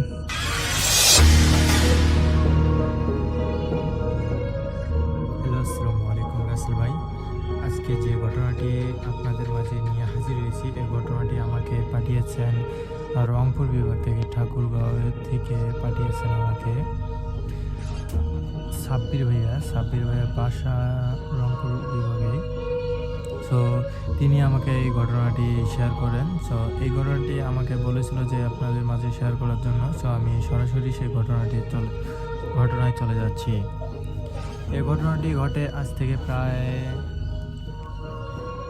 9 বছর থেকে 9-10 বছর হবে এরকম মোটামুটি। তিনি আর কি আমাকে এরকম করে বলছে যে 9-10 বছর হবে। সো এই ঘটনাটি ঘটে তাদের একটা গ্রামের একটা পুরাতন বাড়িতে। এই বাড়িতে এমন ঘটনাটা ঘটে যে একটা পুরাতন বাড়ি অনেক দিন যাবত আর কি বাড়িটা পড়ে থাকে। তো বাড়িতে যারা ছিল তাদের আর্থিক অবস্থা অনেক ভালো ছিল, কিন্তু তাদের বাসায় তাদের যে বাড়ির মালিক ছিল তিনি আর কি মারা যাওয়ার পর 2-1 বছর আর কি তাদের সন্তানরা এখানে ছিল। তারপরে তারা নিজেদের কর্মস্থানের জন্য বাইরে চলে যায়। তো যেহেতু ওই বাসাটা যখন পড়ে থাকে তখন ওই বাসার আশপাশ দিয়ে কেউ যাইতো না, কারণ ওই বাসায় কেউ নাকি রাত্রিকালীন সময় অদ্ভুত ধরনের জিনিস দেখতো। কারণ ওই বাসার আশেপাশে যেরকম ঝড় জঙ্গল ছিল দেখলেই ভয় লাগতো। কারণ যদিও ওই বাসার ভিতরে যদি ঢোকা যাইতো, কিন্তু যদি আপনারা দেখতেন তাহলে মনে হবে যে এ বাসায় কয়েক বছর যাবত এ বাসায় কেউ থাকে না এবং সাপ পোকামাকড় এবং জিন ভূতের আড্ডা হয়ে গেছে মনে হচ্ছে এ বাসায়। সো এরকম ভয় পেয়ে কেউ ওই দিক দিয়ে যায় না। সো একদিন হঠাৎ করে একজন মুরব্বী লোক সাইকেল নিয়ে রাস্তা মানে ওই রাস্তা যে রাস্তাটা ছিল ওই রাস্তা দিয়ে না যেয়ে উনি আর কি শর্টকাট ওই বাসার পাশ দিয়ে একটা রাস্তা ছিল সেই রাস্তাটা দিয়ে উনি আর কি যায়। সো যখন ওই বাসার রাস্তাটা দিয়ে যাওয়ার জন্য উনি প্রস্তুত নেয় তখন হঠাৎ করে উনি যখন ওই বাসার সামনাসামনি চলে আসছে হঠাৎ করে ওই বাসায় নাকি যে বাইরে লাইট জ্বলতো সেই বাইরের লাইটটা হঠাৎ করে জ্বলে উঠছে। তো ওই বাসায় যেহেতু কেউ থাকতো না আর হঠাৎ করে এরকম বাসায় লাইট জ্বলার কারণে আর সবাই তো অবাক যে এখানে হঠাৎ করে লাইট জ্বলবে কিভাবে, কারণ ওই বাসায় তো কেউ থাকে না। তো এই বিষয়টা দেখে উনি এই মুরব্বী তো অনেক ভয় পেয়ে গেছে এবং অনেক ওনার হাতে যে লাইটটা ছিল ওই লাইটটা হঠাৎ করে অফ হয়ে যায় আর ওই বাড়িতে যে লাইটটা ছিল উনি ওই লাইটটা জ্বলাতে প্রচণ্ড পরিমাণে ভয়ে কাঁপাকাঁপি শুরু হয়ে গেছে। সাইকেল থেকে আর কি উনি পড়ে গেছেন, মানে ওই রকম অবস্থা দেখে যে বাসায় কেউ থাকে না হঠাৎ করে এরকম লাইট জ্বলার কারণটা কি। আর উনিও ভাবতেছিল যে এখানে যেহেতু ভৌতিক কিছু ঘটতে পারে আর এরকম কিছু শুনছিল উনি। তো এই জন্য পরে উনি কোনো রকমে ওইখান থেকে আর কি সাইকেলটা উঠায় ওইখান থেকে দ্রুত দৌড় দিয়ে আর কি মানে সাইকেলটাকে নিয়ে দ্রুত ওই বাসায় যায়। বাসায় যেয়ে উনি হাঁপাতে থাকে, মুরব্বী লোক যেহেতু এরকম ভয়ে কিছু পাইছে তো সুরা পরে গা ফুকাচ্ছে কোনো মানে ওরকম করে কোনোভাবে আর কি সেদিন বেঁচে গেছে উনি। তো পরে কয়েক মাস পর হঠাৎ মানে ঝড় বৃষ্টি শুরু হয়ে গেছে, আমের সিজন যেরকম এখন যে আমের সিজন সেই সময় আমের সিজন। সে আমের সিজনের সময় ওই বাসার সামনে দুইটা বড় বড় আমের গাছ ছিল। তো এই আমের গাছ দুটাতে প্রচুর পরিমাণে আম ধরছে এবার। তো এই জন্য আম কুড়াতে একজন আর কি বাসার পাশে ওদের বাসা আর কি একটু দূরে, ওই বাসার পাশে কিন্তু আশেপাশে কারো বাসা নাই। তো সেই ছেলেটা রাত্রিকালীন সময় হঠাৎ করে ওর মনে পড়ছে যে যেহেতু ঝড় বৃষ্টি হয়েছে রাত্রেই যদি আমি যাই এখনই তাহলে কিছু আম পাবো, আমি কিছু কুড়াতে পারবো। তো এই সকালে আর কি কেউ কুড়াতে পারবো, মানে দিনের বেলা আর কি সবাই ওইখানে আশেপাশে যায় কিন্তু রাত্রিকালীন সময় কেউ যায় না। আচ্ছা ও আবার কি করছে হাতে এটা একটা লাইট নিয়ে টর্চ লাইট নিয়ে ও আবার ওই বাসার সামন দিয়ে যাচ্ছে। তো বাসার সামন দিয়ে যাচ্ছে ঠিক আছে। তো ও আবার আমের গাছের নিচে গেছে, যখন ওই আমের গাছের নিচে গেছে যে দেখে যে আমের গাছের নিচে যে এত পরিমাণের আম পড়ছে, পাকা পাকা আম। সে আমগুলো দেখে ও তো অবস্থা অনেকটা সে খুশি যে এতগুলো আম পাইলাম আমি। সে আবার ভাড়া নিয়ে গেছে, এই ভাড়াটা মানে ব্যাগ নিয়ে গেছিলো, ব্যাগটা একদম ভরে গেছে। ভরে যাওয়ার পরও নঙ্গি পড়ে গেছে, তো নঙ্গিতেও কিছু আম নিয়েছে নিয়ে আর কি ও বাসার দিকে রওনা দেবে যখনই তখন বিদ্যুৎ চমকাচ্ছে। ও আবার ভাবতেছে যে হয়তো বৃষ্টি আসবে অনেক জোরে, তো দ্রুত বাসা যেতে হবে। তো আবার বাসার যাওয়ার জন্য রওনা দিচ্ছে। তো হঠাৎ করে সে একটা কান্নার আওয়াজ শুনতে পাচ্ছে। এই কান্নার আওয়াজটা মনে হচ্ছে যে বাসার ভেতর থেকে কে জানি কান্না করতেছে ওই বাসায়। সে আবার কি করছে, যেহেতু এ বাসায় থাকে না কেউ, হয়তো কেউ মানে ভুলে ওইখানে ডোগে ভয়ে আর কি কান্না করতেছে। এই বিষয়টা ভেবে আর কি ওই সাব্বির ভাই সে আর কি ওই বাসার ভেতরে গেছে। যাওয়ার পর সে ভিতরে ঢোকার পর সে মানে আশেপাশে দেখতেছে যে কেউ নাই, মানে যে কান্নার আওয়াজটা সেই কান্নার আওয়াজটা ও আবার একটা রুম থেকে মনে হচ্ছে যে এই রুমটা থেকে ভেসে আসছে কান্নার আওয়াজটা। সে যখনই ওই রুমের দিকে লাইটটা মারছে দেখে যে দরজাটা খোলা রুমের। তো যখন দেখছে দরজাটা খোলা ওই আবার কি করছে সাথে সাথে ওই দরজার দিকে আর কি এগিয়ে যাচ্ছে যে দেখবে যে ওই রুমের ভিতরে কে কান্না করতেছে। তো ও আবার একটু সাহসী ছিল যে যেহেতু বাসায় অনেক ঝোঁক জঙ্গল তারপরেও সে ভয় করে আর কি যাচ্ছে। তো যাওয়ার পর যখন ওই রুমে গেছে, রুমের ভিতরে ঢুকছে, আমের এগুলো বাইরে রাখার পর ও আর কি রুমের ভিতরে ঢুকছে। এই রুমের দরজাটা অটোমেটিকলি বন্ধ হয়ে গেছে ঠাস করে। ওর হাতে কিন্তু লাইট, তারপরে দরজাটা যখন বন্ধ হয়ে গেছে, সে আবার দৌড় দিয়ে পিছন দিয়ে দৌড় দিয়ে দরজার কাছে আসছে। আসার পর জোরে জোরে ধাক্কা দিচ্ছে, কিন্তু দরজাটা খুলতেছে না। তো যখন দরজাটা খুলতেছে না, সে আবার কি করছে যে লাইট দিয়ে আশেপাশে দেখতেছে যে কেউ আছে কিনা। তো দেখুন দেখতেছে যে আশেপাশে কেউ নাই, শুধু একটা ট্রাঙ্ক পড়ে আছে।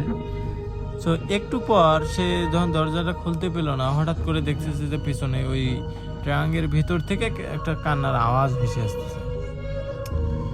তো সে তো অনেক ভয়ে অবস্থা খারাপ যে আমি কেন এই বাসায় ঢুকলাম আর এরকম কি শুরু হয়ে গেল। সে আবার সাহস করে কি করছে, একটা ইট পাইছে, ইট দিয়ে ওই ট্রাঙ্কের তালা ছিল, সে তালাটা ভাঙতেছে। ভাঙার পর সে তালা খোলার পর সে দেখতে পায় যে ট্রাঙ্কের ভিতরে অনেকগুলো টাকা পড়ে আছে। সে আবার যখন এরকম টাকা দেখছে, দেখার পর ভয়ে তো অবস্থা খারাপ আর লোভ হয়ে গেল যে টাকাগুলো নেবে। যখন টাকাগুলো নেবে, ওর চিন্তা ছিল না যে দরজাটা মারা, আমি টাকাগুলো নিয়ে কিভাবে যাব, এই চিন্তাটা ছিল না। যখন ও টাকাগুলো নিয়েছে, নেওয়ার পর হঠাৎ করে ওই টাকা নেওয়ার শেষ, ওই ট্রাঙ্কের দরজাটাও অটোমেটিক বন্ধ হয়ে গেছে। বন্ধ হওয়ার পর সে দেখতে পেল যে তার পিছনের দিকে, ও আর কি ঘুরে দেখে যে পিছনের দিকে একটা বয়স্ক লোক, মহিলা লোক দাঁড়িয়ে আছে। সেটা দেখে তো সে অবাক, এই বয়স্ক লোক আসলো কিভাবে, আর এখানে তো এতক্ষণ কে ছিল না, আর এই লোকটা আসলো কিভাবে। তো যখন এরকম করে দেখছে যে কেউ নাই, আর এই লোকটা অবাক, মানে মানুষের মতো দেখতে। তো পরবর্তীতে যখন উনি আর কি লাইটটা ওর মুখের ভিতরে, মানে প্রথমে লাইটটা ওর মুখে মারে নাই, পরে যখন ওই লাইটটা ওর মুখে মারার পর দেখতে পায় যে তার মুখটা এতটা পরিমাণের বিস্তৃতভাবে আঘাতপ্রাপ্ত এবং তার মুখটা এতটা ভয়ঙ্কর ছিল যা দেখার, মানে না দেখলে আর কি বিশ্বাস করার মতো না। একটা চোখ নাই, আর আরেকটা চোখ আছে, কিন্তু সেই চোখটা মনে হচ্ছে যে কয়লার যে আগুনের শিখা যখন তাপ দিয়ে এলে লাল টসটস হয়, ওরকম লালচে দেখা যাচ্ছে। তো যখন এরকম দেখা যাচ্ছে, সে আবার কি করছে, এরকম ভয়ে একটা মানুষকে দেখার পর সে টাকাটুকু সব ফালাই দিছে। ফালাই দেওয়ার পর দরজার দিকে যায় জোরে জোরে ধাক্কানোর পর সে একটা পর্যায়ে এই দরজাটা খুলতে পায়। খোলার পর সে ওই অবস্থায় আমটাম সব রেখে ও আবার বাসার দিকে চলে গেছে। বাসার দিকে যখন গেছে, বাসার দিকে যাওয়ার পর সে দেখতে পায় যে বাসায় তো তাদেরকে, মানে বাসায় আবার ওর বাসা যে যারা ছিল, ওর আব্বু আম্মু, তাদেরকে বিষয়টা বলে। তাকে প্রচুর পরিমাণে বকা দেওয়া হয় যে তুই একা কেন ওই বাসায় গেছিস, আর কিসের জন্য ওই বাসায় গেছিস। জানা যায় ওই বাসায় এরকম ভৌতিক কিছু ঘটে, আর এরকম একটা বুড়ো মহিলা থাকে যে প্রায় মানুষকে ওই জায়গায় ডাকে। তো এই বিষয়টা শোনার পর এই সাব্বিরের তো ভাইয়ের অবস্থা খুবই খারাপ, কারণ সে ভয়ে অবস্থা এমনিতেই খারাপ, তার উপর বাসায় এরকম গালি খাচ্ছে। আবার পরবর্তীতে তারা কি করলো যে সাব্বিরকে সাথে সাথে একজন কবিরাজের কাছে নিয়ে যায়, কারণ তারা বুঝতে পারছে যে এরকম যেহেতু হয়েছে, এর কোনো ক্ষতি না ক্ষতি করবে। তো সাথে সাথে যখন কবিরাজের কাছে যায়, কবিরাজ বলে যে সকালবেলা আসিয়েন, আর গা ফুঁকে দেয়। যাওয়ার পর পরের দিন সকালবেলা তার শরীরে প্রচুর পরিমাণে জ্বর আসে। তারপরেও তাকে কবিরাজের কাছে নিয়ে যাওয়ার পর কবিরাজ বলে যে একে কিছু তাবিজ দিচ্ছে, এর কোনো ক্ষতি করতে পারবে না, শুধু একে আক্রমণ করতে যাচ্ছে, কিন্তু যদি এরকম কিছু না করা হয় তারপরে এর শরীরে প্রচুর পরিমাণে আক্রমণ করতে পারে তারা। তো যখন তাকে একটা তাবিজ দেওয়া হয়, তারপরে আর এরকম তার সাথে কোনো ঘটনা ঘটে নাই। সো এর পরবর্তীতে রাসেল ভাই যে সাব্বির ভাই ওই বাসার সামন্ত দূরত্ব ওর আশেপাশেও কখনো যায় না, কারণ এরকম ভৌতিক কিছু ঘটে। তো এর পরবর্তীতেও অনেক কিছু ভৌতিক কিছু ঘটে। তারপরে বড় বড় দিনের বেলাও নাকি অনেক মানুষ সাপ দেখতো, বড় বড় সাপ। তো আশেপাশে আর কি কেউ যায় নাই, আর যাদের বাসাটা ছিল তারাও পরবর্তীতে ওই বাসায় থাকে নাই, কারণ এরকম ঘটনা শোনার পর তারা আর কখনো আসে নাই, কারণ এরকম ভৌতিক কাহিনীর জন্য। তো পরবর্তীতে কিছু মাস পর ওই বাসায় কেউ থাকে না, যেহেতু তারা আর কি ওই বাসাটা নিলামে তুলে দিয়ে ওই বাসাটা ভেঙে একদম, মানে 2-3 বছর পর ওই বাসাটা ভেঙে একদম জমিতে পরিণত করায়। যখন বাসাটা ভাঙে তখনও কিছু ভৌতিক কিছু ঘটছিল, তারপরও আর এরকম কোনো ঘটে নাই কিছু কবিরাজি করার পর। তো এটাই ছিল রাসেল ভাই ঘটনা সাব্বির ভাইয়ের। যদি ভালো লাগে অবশ্যই লিসেনাররা কমেন্টে জানাতে বলবেন না। আসসালামু আলাইকুম, আল্লাহ হাফিজ, আবার দেখা হবে নতুন কোনো ঘটনায়।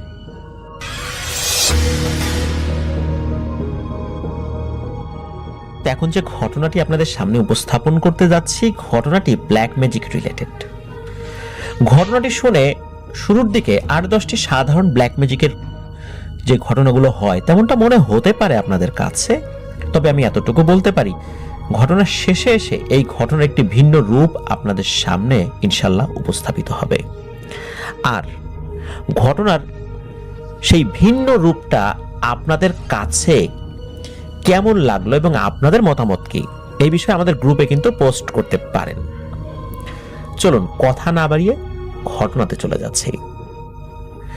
ঘটনাটি 1990 সালের আশেপাশের সময়ের ঘটনা। আর এই ঘটনাটি আলম শেখ ওনার নানির কাছ থেকে শুনেছেন, ওনার নানির ভাষায় আমাদেরকে লিখেছেন। তো আমি চেষ্টা করব ওনার নানির ভাষায় আপনাদের সামনে উপস্থাপন করতে। চলুন শুরু করি। বলছেন আলম শেখের নানি, সবেমাত্র তোর মাকে বিয়ে দিয়েছি, বাড়ি ভর্তি মানুষ এবং নতুন জামাই, নানা আয়োজন। তখন হাটবাজার ছিল প্রায় 8 থেকে 9 কিলোমিটার দূরে। বাড়িতে যেহেতু নতুন জামাই এসেছে, তোর নানাকে হাটে পাঠিয়ে দিলাম। বললাম যে নতুন জামাই এসেছে, বাজার করে আনো। পরে তোর নানা বাজারে গেল। তখনকার সময়ে এরকম গাড়ি ছিল না, 2-1টা গরুর গাড়ি চলতো, যেহেতু অজপাড়াগা। তোর নানা হেঁটে হেঁটে গেল বাজার করতে, ভিন্ন ভিন্ন সদাই এবং একটা ইলিশ মাছ কিনে আবার হেঁটে হেঁটে বাড়ির দিকে আসতে থাকে। তখন প্রায় সন্ধ্যা নেমে এসেছে। তোর নানা যে রাস্তা দিয়ে আসছিল সেই রাস্তায় ছোট একটা খাল ছিল। বাজার করে ফিরতে 6 থেকে 7টা বেজে যায়। বাজার করে আমার হাতে দিয়ে বলে রান্না করো। আমি বাজারগুলো নিয়ে রান্নাঘরে যাই। রান্নাঘরের বেড়া ছিল শলা দিয়ে তৈরি। তো মাছ কাটতে বসেছি। হঠাৎ করে আমার কাছে মনে হলো কে যেন এই রান্নাঘরের যেই শলার বেড়া, এই শলার বেড়া ভাঙছে। তোর নানাকে ডেকে বললাম, এই এদিকে আসো তো, দেখো তো কে যেন এই বেড়া ভাঙছে। তোর নানা রান্নাঘরের পেছনে গিয়ে কাউকে দেখতে পেল না। এরপর অবশ্য আর শব্দ শুনিনি, আর আমারও রান্না করা শেষ হয়ে যায়। রান্না করা মাছের কড়াই নিয়ে ঘরের দিকে যাব, মানে ঘরে রাখতে যাব, হঠাৎ করে মনে হলো কে যেন আমার হাত থেকে মাছের কড়াই কেড়ে নিয়ে রেখে দিল। আমি একটু ভয় পেলাম, কাউকে কিছু বললাম না। সবাই রাতে খেতে বসলাম। খাওয়ার সময় তোর নানা খালারা বলছে, আচ্ছা মাছটা কোনো স্বাদ লাগছে না কেন? ইলিশ মাছের কোনো গন্ধই নেই, কেমন যেন অন্যরকম স্বাদ। অন্যরকম স্বাদ বলতে কোনো জিনিসের যদি কোনো স্বাদ না থাকে ঠিক তেমনটা। খাওয়া দাওয়া শেষ করে তোর মা এবং তোর বাবাকে ঘরে শুইয়ে দিয়ে আমরা সবাই বাড়ির উঠোনে ঢালা বিছানা পেতে শুয়ে পড়লাম। তখন গরমকাল ছিল। উত্তর দক্ষিণ বিছানা পেতেছিলাম। প্রথমে তোর নানা শুয়েছিল, তারপর আমি, তারপর তোর 2 খালা। মাঝরাতে ঘুম ভেঙে যায় আমার। আমার কাছে মনে হলো আমার পেট ফুলে গেছে, আমি নিঃশ্বাস নিতে পারছি না, ভুলভাল কথা বলছি। কথাটা এমন ছিল, তোরা আমাকে মাছ খেতে দিস নাই, আমি এখান থেকে কোথাও যাব না। আবুল, তোর বউকে আমি ছাড়বো না। তোর নানার নাম ছিল আবুল শেখ। রাতের বেলায় তোর নানা এই বিষয়টি উপলব্ধি করতে পেরে মসজিদের হুজুরকে নিয়ে আসে। হুজুরকে নাকি আমি অনেক গালিগালাজ করি। হুজুর বলে, তুই কোথা থেকে আসছিস? তখন নাকি আমি বলি যে আবুল মাছটা নিয়ে যখন খাল পেরিয়ে আসে তখন ওর পেছনে পেছনে আমি এখানে আসি। আমি এখানে আসছি আর ফেরত যাব না, এখন এখানেই আমার বাসস্থান হবে। হুজুর অনেক বলার পরও ওই জিনটি গেল না। পরে হুজুর একটা গামছা নিয়ে আসেন।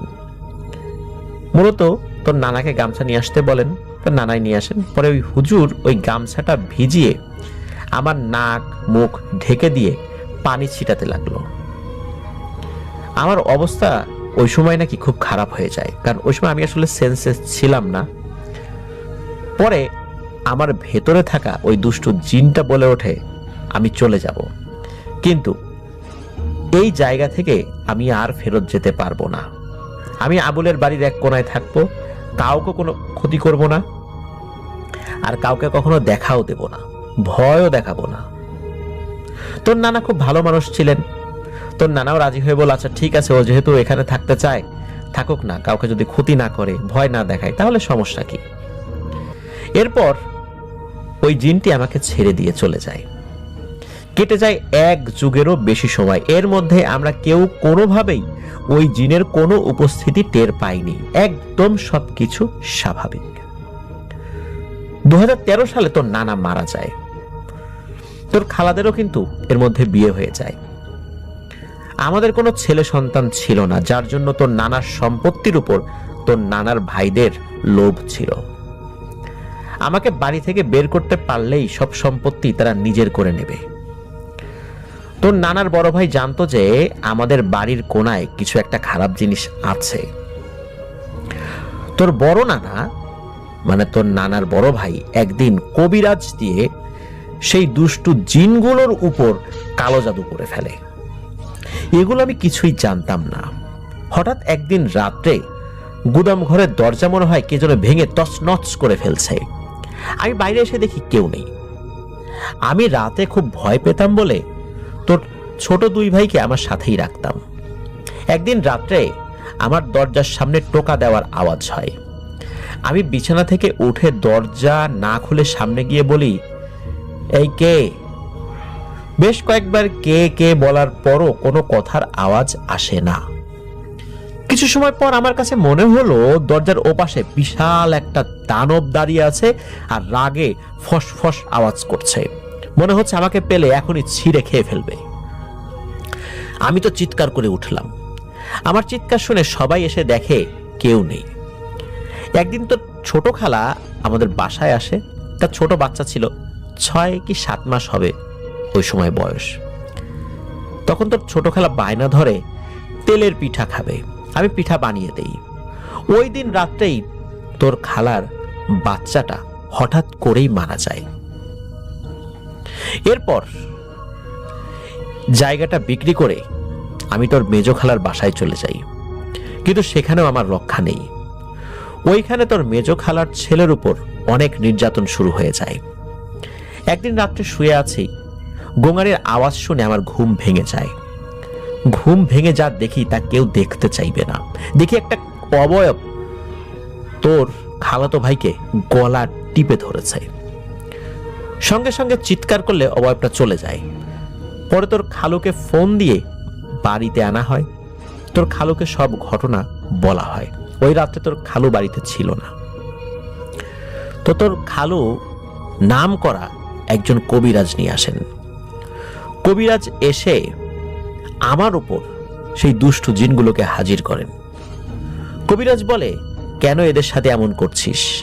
তখন আমার ভেতরে থাকা ওই জিনটি বলে ওঠে, আমরা তো এদের কোনো ক্ষতি করতাম না, আমরা তো ভালোভাবেই ওখানে ছিলাম, ওরাও ভালো মানুষ ছিল, বিশেষ করে আবুল শেখ, সে অনেক ভালো মানুষ, কিন্তু ওদের ক্ষতি আমরা করতে বাধ্য হচ্ছি।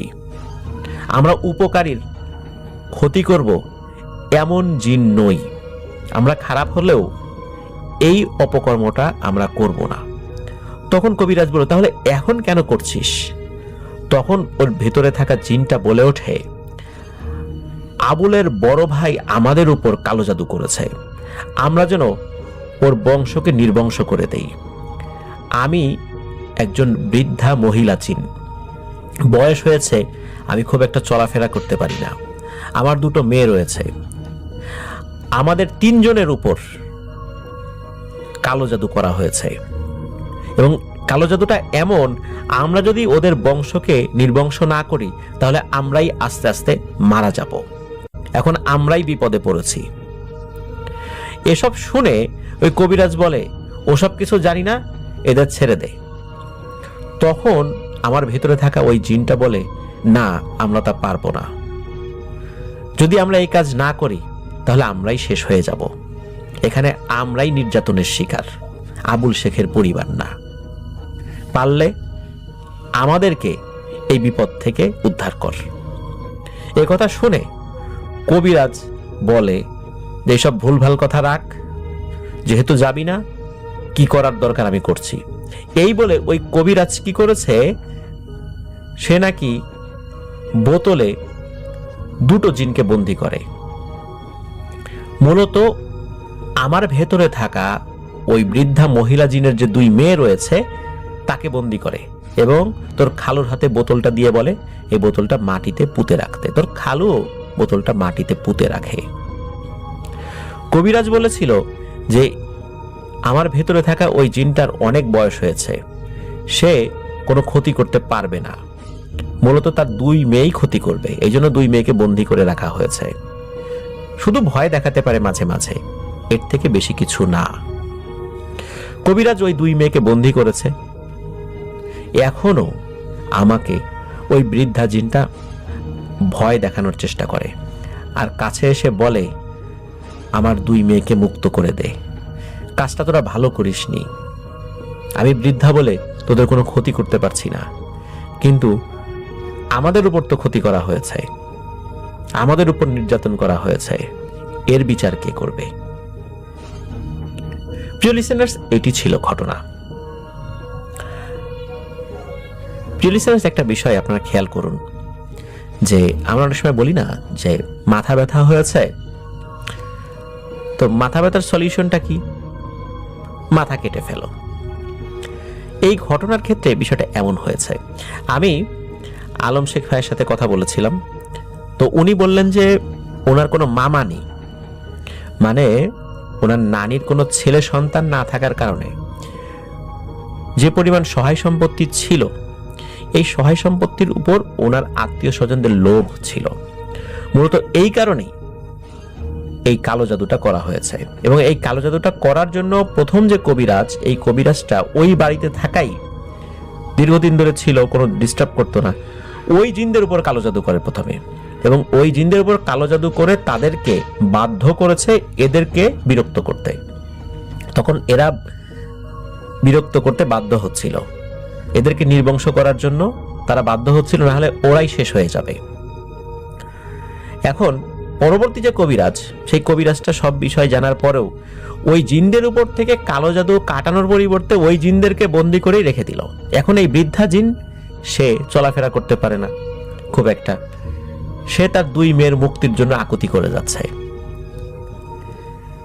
এখন ওই 2 মেয়ে মুক্তি পেলে ব্ল্যাক ম্যাজিকের কারণে, যেহেতু তাদের উপর ব্ল্যাক ম্যাজিক করা আছে, তারা আবার ওই পরিবারকে ক্ষতি করার চেষ্টা করবে তারা বাঁচার জন্য। প্রিয় লিসেনার্স, আপনাদের কাছে জানতে চাই, আসলে এই যে ঘটনাটা, আপনি এখানে ভিকটিম বলবেন কাকে? ওই জিন ফ্যামিলিকে নাকি এই ফ্যামিলিকে? বাহ্যিকভাবে দৃষ্টিকোণ থেকে আমরা চিন্তা করলে এই আলম শেখের নানির যে ফ্যামিলি, ইনারা ভিকটিম। আবার আমরা যদি গভীরভাবে পর্যালোচনা করি তাহলে 2 ফ্যামিলি ভিকটিম। মূলত প্রপার যে সলিউশনটা, এই সলিউশনটা না করার কারণেই এই সমস্যাটা এখনো রয়ে গেছে। সাময়িকভাবে আলম শেখের নানির ফ্যামিলি ওনারা ভালো আছেন, কিন্তু অদূর ভবিষ্যতে যদি ওই বোতলবন্দি জিন মুক্তি পেয়ে যায় তাহলে আবার তারা ক্ষতি করার চেষ্টা করবে। এই ক্ষতি থেকে রক্ষা পাওয়ার একটাই উপায়, ওই জিনদের উপর করা কালো জাদু যদি কেটে যায় তাহলে তারা ক্ষতি করবে না, কারণ তারা ওই পিশাচ শ্রেণীর জিন হলেও, মাছ খেকো জিন হলেও, আপনারা খেয়াল করুন যে তারা কিন্তু ক্ষতি করেনি ওই ফ্যামিলিতে, দীর্ঘ সময় ধরে কিন্তু সেখানে রয়েছে, কখনো কোনো ক্ষতি করেনি। তো ওরা ওদের প্রতিশ্রুতি রেখেছিল। মানুষ তাদের লোভ, তাদের যেই ভয়ানক আক্রোশ, হিংসা, এর থেকেই ওই জিনগুলোকে বাধ্য করেছে যে একটি নিরীহ পরিবারের উপর আক্রমণ করতে। তারাও বাধ্য। প্রিয় লিসেনার্স, ঘটনাটি আপনাদের কেমন লাগলো জানাবেন তো।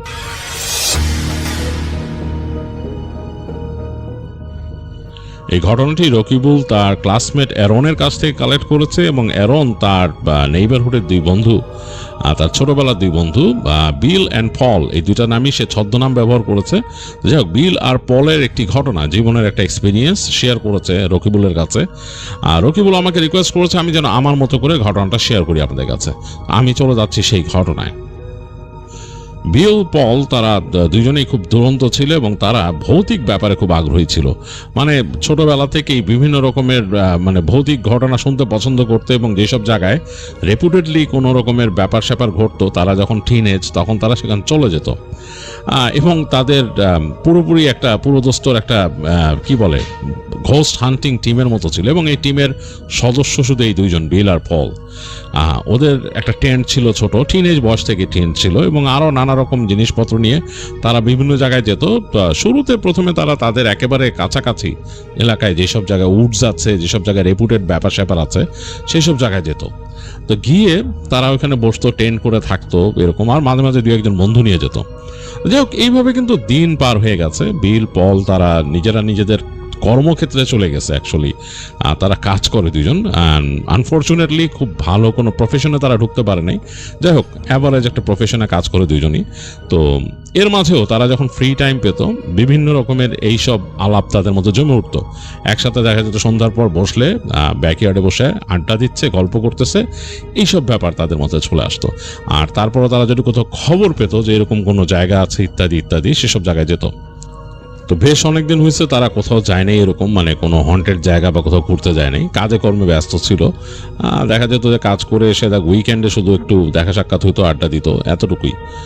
তো ওই সময় সামার চলতেছে, বিলের বাসার ব্যাকইয়ার্ডে বসছে এসে বিল অ্যান্ড পল দুজনে। তো গল্পগুজব করতেছে, বিভিন্ন গল্প হচ্ছে দুজনের, এবং তারা ওই দিন ডিসাইড করে যে অনেক রাত পর্যন্ত আড্ডা দিবে। তো এই সময় তাদের ফ্রেন্ড এসে যোগ দেয় স্টিফেন, এবং স্টিফেন আসার পর তাদের আড্ডা আরও জমে ওঠে। স্টিফেন বিভিন্ন গল্পের পরে বলে যে মানে তোমরা কি রিসেন্টলি কোনো হন্টেড জায়গায় গেছো নাকি? তো বলে যে না, হন্টেড জায়গায় যায়নি, বিকজ অনেক লোকেশন আছে যেগুলোর নাম শুনছি, বাট বিভিন্ন রকম কারণেই যাওয়া হয়নি। হ্যাঁ, এবং এক একটার পিছনে তারা কারণ বলতে থাকে, এইটা এই কারণে হন্টেড, এইটা এরকম। তো এই কনভারসেশনই অনেকক্ষণ ধরে চলে তাদের। তো এর মধ্যে স্টিফেন বলে আমি তোমাদেরকে একটা লোকেশনের কথা বলতে পারি, প্রবাবলি তোমরা এটা শুনছো, বাট তোমরা হয়তো যাও নাই। আমি শিওর, আমি র্যাম শিওর তোমরা যাও নাই, কারণ তোমরা যদি ওখানে যেতা ওখানকার কথা কিছু বলতা। তো ওখানকার কথা তো কিছু বলতেছো না তোমরা, ওইটা নামই নাও না, তো দ্যাটস মিন তোমরা যাও নাই। তো তখন বিল বলে যে কোথাকার কথা বলতেছো? বলে যে এখান থেকে প্রায় 150 কিলোমিটার দূরে। তখন পল বলতেছে ওকে, আই গট ইট, তুমি এই অমুক জায়গার কথা বলতেছো, ওইটা তো আসলে রেপুটেড জায়গা। আমি আর বিল প্ল্যান করছিলাম আগে একবার যাওয়ার, বাট আসলে আমরা দুজনে কেউই সময় করতে পারি নাই, কেন জানি আমাদের মানে ব্যাটে বলে মিলে নাই ওখানে যাওয়াটা, এই কারণে হয় নাই। বাট যাওয়া যায়, এটা যাওয়া উচিত আমাদের। তুমি যাবা নাকি আমাদের সাথে? স্টিফেন জিজ্ঞেস করে। স্টিফেন বলে যে no no no no, I am not into it, আমি এটার প্রতি আগ্রহী না। তোমরা যদি যাও কখনো যাও এবং আমাকে জানাও কি হয়েছিল বা ওখানে কি দেখছো না দেখছো, তোমাদের কাছে গল্প শুনতে বেশি ভালো লাগবে। তো বিল তখন বলে যে পল, আসলেই আমাদের প্ল্যান করা উচিত যাওয়ার, মানে যেহেতু মিসিং আমরা তো যাই নাই, আর এটা রেপুটেড। তখন স্টিফেন তাদের বলে you know what, I think you guys should definitely go there, তোমাদের অবশ্যই যাওয়া উচিত ওখানে। যেহেতু তোমরা এই ঘোস্ট হান্টিং করো, এত সুন্দর একটা জায়গা বা মানে এত রেপুটেড একটা জায়গা তোমরা মিস করবা, এটা হয় না। তো তখন বিল আর পল দুজনেই বলে যে ওকে, লেটস হিয়ার ইট, তুমি বলো যে এখানে কি কি ঘটে বা তুমি কি জানো এটা সম্বন্ধে। তখন বলে আমি যা জানি হয়তো তোমরাও জানো, মেবি তোমরাও শুনছো ওই জায়গা সম্পর্কে, অবশ্যই শুনছো যেহেতু তোমাদের খুবই কিউরিয়াসিটি এটার উপরে। বাট আমি যতটুকু পড়ছি, আমি বিভিন্ন নিউজে পড়ছি বা বিভিন্ন মানুষের কাছে শুনছি, ওই জায়গাটা প্রায় 100 বছর আগে ওখানে একটা খনিতে দুর্ঘটনা ঘটছিল, প্রায় 300-রও বেশি মানুষ মারা যায়। আর এই খনির মানুষরা যখন ওখানে কাজ করতো তখন তারা অনেক উদ্ভট জিনিস দেখতো। এই জায়গাটা একটা ফরেস্টের মধ্যে, মানে একটা জঙ্গলের মধ্যে, এবং ওইখানে মানুষ যারা খনিতে কাজ করতো তারাও উদ্ভট শব্দ শুনতো, উদ্ভট কথা শুনতো, আর অনেক কিছু দেখতো ফরেস্টের মধ্যে। তো তখন থেকেই এটা কিন্তু হন্টেড ছিল, এবং পরবর্তীতে দুর্ঘটনা হওয়ার পরে যখন এটাকে সিল করে দেয় তারপর থেকে আরও বেশি হয়। এবং ওইখানকার যাওয়ার পাশে যে রাস্তার মধ্যেও মানুষ মানে অনেক উল্টাপাল্টা জিনিস দেখে। তো এই হলো ওই জায়গার ঘটনা। তো তোমরা যাও, যে দেখো। তখন এই বিল পল বলে যে চলো না তুমি আমাদের সাথে। বলে যে নো নো না, আমি আগেই বলছি আমি যাব না, I am not into it, but আমি তোমাদের কাছ থেকে ঘটনা শুনতে পছন্দ করব। তো যাই হোক, বিল আর পল তখন নাকি একদিন সময় করে যে তারা যাবে এবং তারা এক রেডি হয়ে একদিন বের হয়ে যায়, তাদের সাথে টেন্ট এবং সব কিছু নিয়ে তাদের ট্রাকে করে রওনা দেয়। তো বেশ ভালোই লাগে ড্রাইভটা, পুরো যাচ্ছে ওখানকার তাদের এলাকা থেকে বের হয়ে যখন গেছে, তা ওখান একটা জায়গায় যে পুরো কান্ট্রি সাইড পড়ছে, কান্ট্রি সাইডের পাশ দিয়ে চালায় গেছে। তো যখন পৌঁছাইলো ওই জায়গাটাতে, এইটা একটা বিশাল খোলা জায়গা, এখানে একটা ঘোড়ার র্যাঞ্চ দেখলো তারা, যে ওখানে ঘোড়া চড়তেছে এবং তার পাশ থেকে তারা তাদের ট্রাক রেখে ওখানে নামলো জিনিসপত্র নিয়ে এবং হেঁটে হেঁটে যাচ্ছে রাস্তা দিয়ে, চিকন একটা রাস্তা, পায়ে চলা পথ। হাতের বাঁদিকে বেশ খানিকটা ঘেঁষো জমি, তারপর ঝোপঝাড়, তার পাশে গাছগাছালি শুরু হয়ে গেছে, মানে মোটামুটি একটা উডসের মতো ওই জায়গাটায়। এবং দেখে বোঝা যাচ্ছে যে উডসটা আরও ডেন্সড হয়েছে, মানে আরও ঘন হয়েছে ওইদিকে।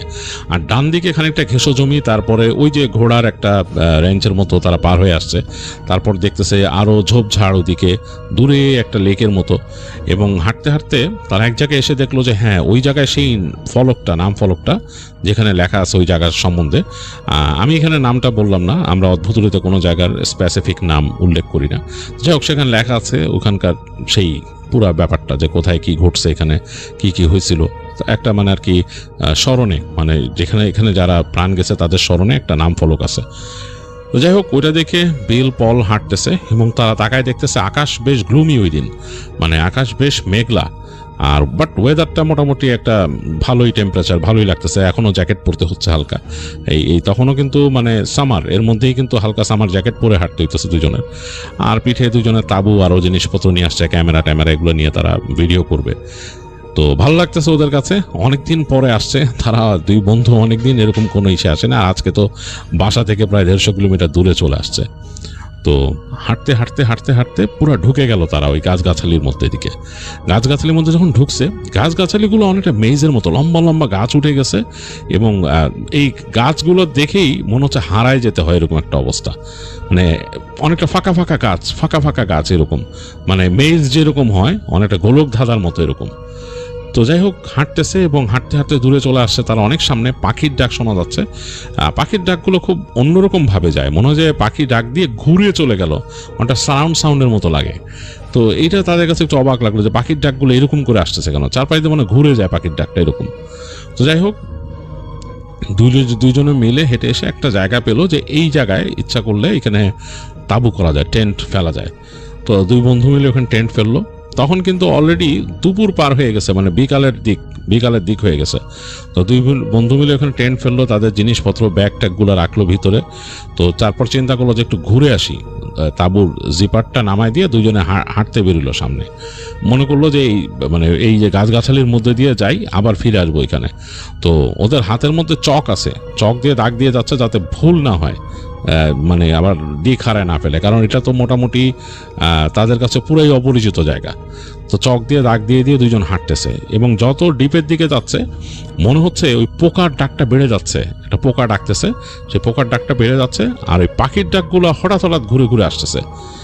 তো এক জায়গায় যে হঠাৎ করে ফিল হয়েছে, এটা পলের কাছে ফিল হয়েছে, মনে হয়েছে যে ওই পাশে বাতাসের মতো কিছু একটা ছুটে গেছে।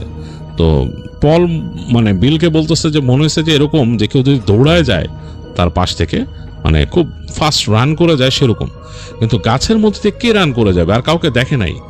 মনে হচ্ছে শুধু যে ওই যে মাটিতে যে পাতাগুলো জমা ছিল, কিছু পাতা এরকম মনে হচ্ছে শ্বাস করে সরে গেল, মানে অ্যাজ ইফ খুব দ্রুত যদি কেউ ব্লোয়ার দিয়ে বাতাস মারে যেভাবে করে কিছু পাতা উড়ে যাবে সেরকম। আর মনে হলো যে সে একটা ফোর্স ফিল করছে, যেমন আমাদের পায়ে দিয়ে কেউ দৌড়ায় গেলে কিন্তু আমরা বাতাসের একটা কেটে যাওয়া ফিল করি। এটা কিন্তু এমন না যে বাতাস চলে গেলে যেরকম সেরকম না, কেউ যদি দৌড়ায় যায় তখন যে বাতাসটা ফিল করি অনেকটা সেরকম ফিল করছে। তো এটা ফিল করার পর কিন্তু বলতেছে যে পল যে জিনিসটা কিন্তু একটু অন্যরকম, মানে মনে হয় নাই যে স্বাভাবিক কিছু। তো বিল বলল যে এটা তো রেপুটেড জায়গা, হোয়াট ক্যান উই ডু, আমরা তো জানি, তা আসো আমরা আর একটু হাঁটি, এদিক দিয়ে হেঁটে হেঁটে আবার ব্যাক করি। তো দুজনে মিলে আরও খানিকটা হাঁটলো। তো এর মধ্যে আর কিছু দেখে না, ওই যে পোকার শব্দটা আরও বেশি বেড়ে গেছে আর আলো কমে যাচ্ছে, কারণ আকাশ তো এমনিতেই গ্লুমি ছিল, মানে পুরো মেঘলা, মানে লেয়ারে লেয়ারে মেঘ জমছে এরকম।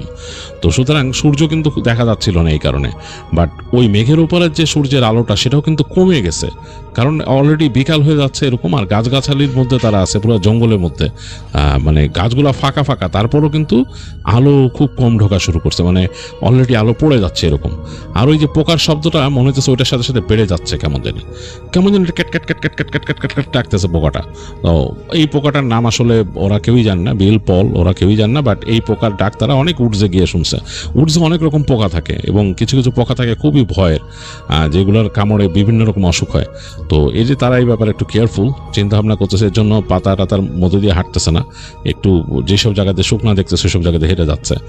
যাই হোক, তো হেঁটে হেঁটে সামনে যাচ্ছে, তো এক সময় চিন্তা করলো যে না, দেখতেছে যে দূরের যে গাছগাছালির ওখান দিয়ে মানে এই কুয়াশার মতো বেরিয়েছে, এগুলা জঙ্গলের মধ্যে বের হয় এরকম রাতের, মানে টেম্পারেচারের কারণে এক ধরনের ফর্ম করে, একটা মিস্ট ফর্ম করে, একটা কুয়াশার মতো। দেখতেছে যে ওই পাশ থেকে সেই কুয়াশা এসে এসে আস্তে আস্তে এদিকে ভেসে আসতেছে।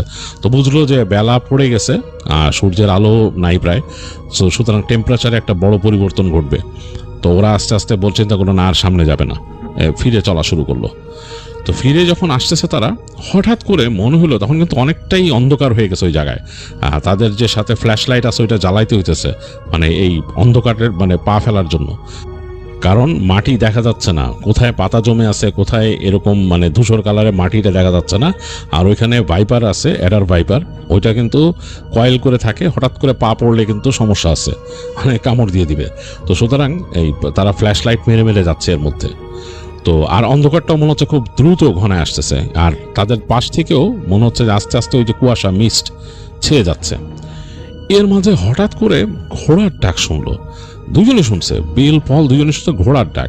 গাছগাছালির মধ্যে ঘোড়া কোত্থেকে আসবে, এবং ঘোড়ার মানে মানে দুই পায়ের শব্দ, যে ঘোড়া ছুটে চলে যায় সেই শব্দ, মানে শুনতেছে কুরের শব্দ চলে যাচ্ছে। তো খুব অবাক হলো যে কিরে ঘোড়া আসছে কোথায়, মনের মধ্যে জঙ্গলের মধ্যে, ওইখানে তো র্যাঞ্চ মোটামুটি বেশ দূরে, ওইখান থেকে ঘোড়া এই গাছগাছালির মধ্যে কোত্থেকে আসবে, এখান তো ঘোড়া আসার কথা না।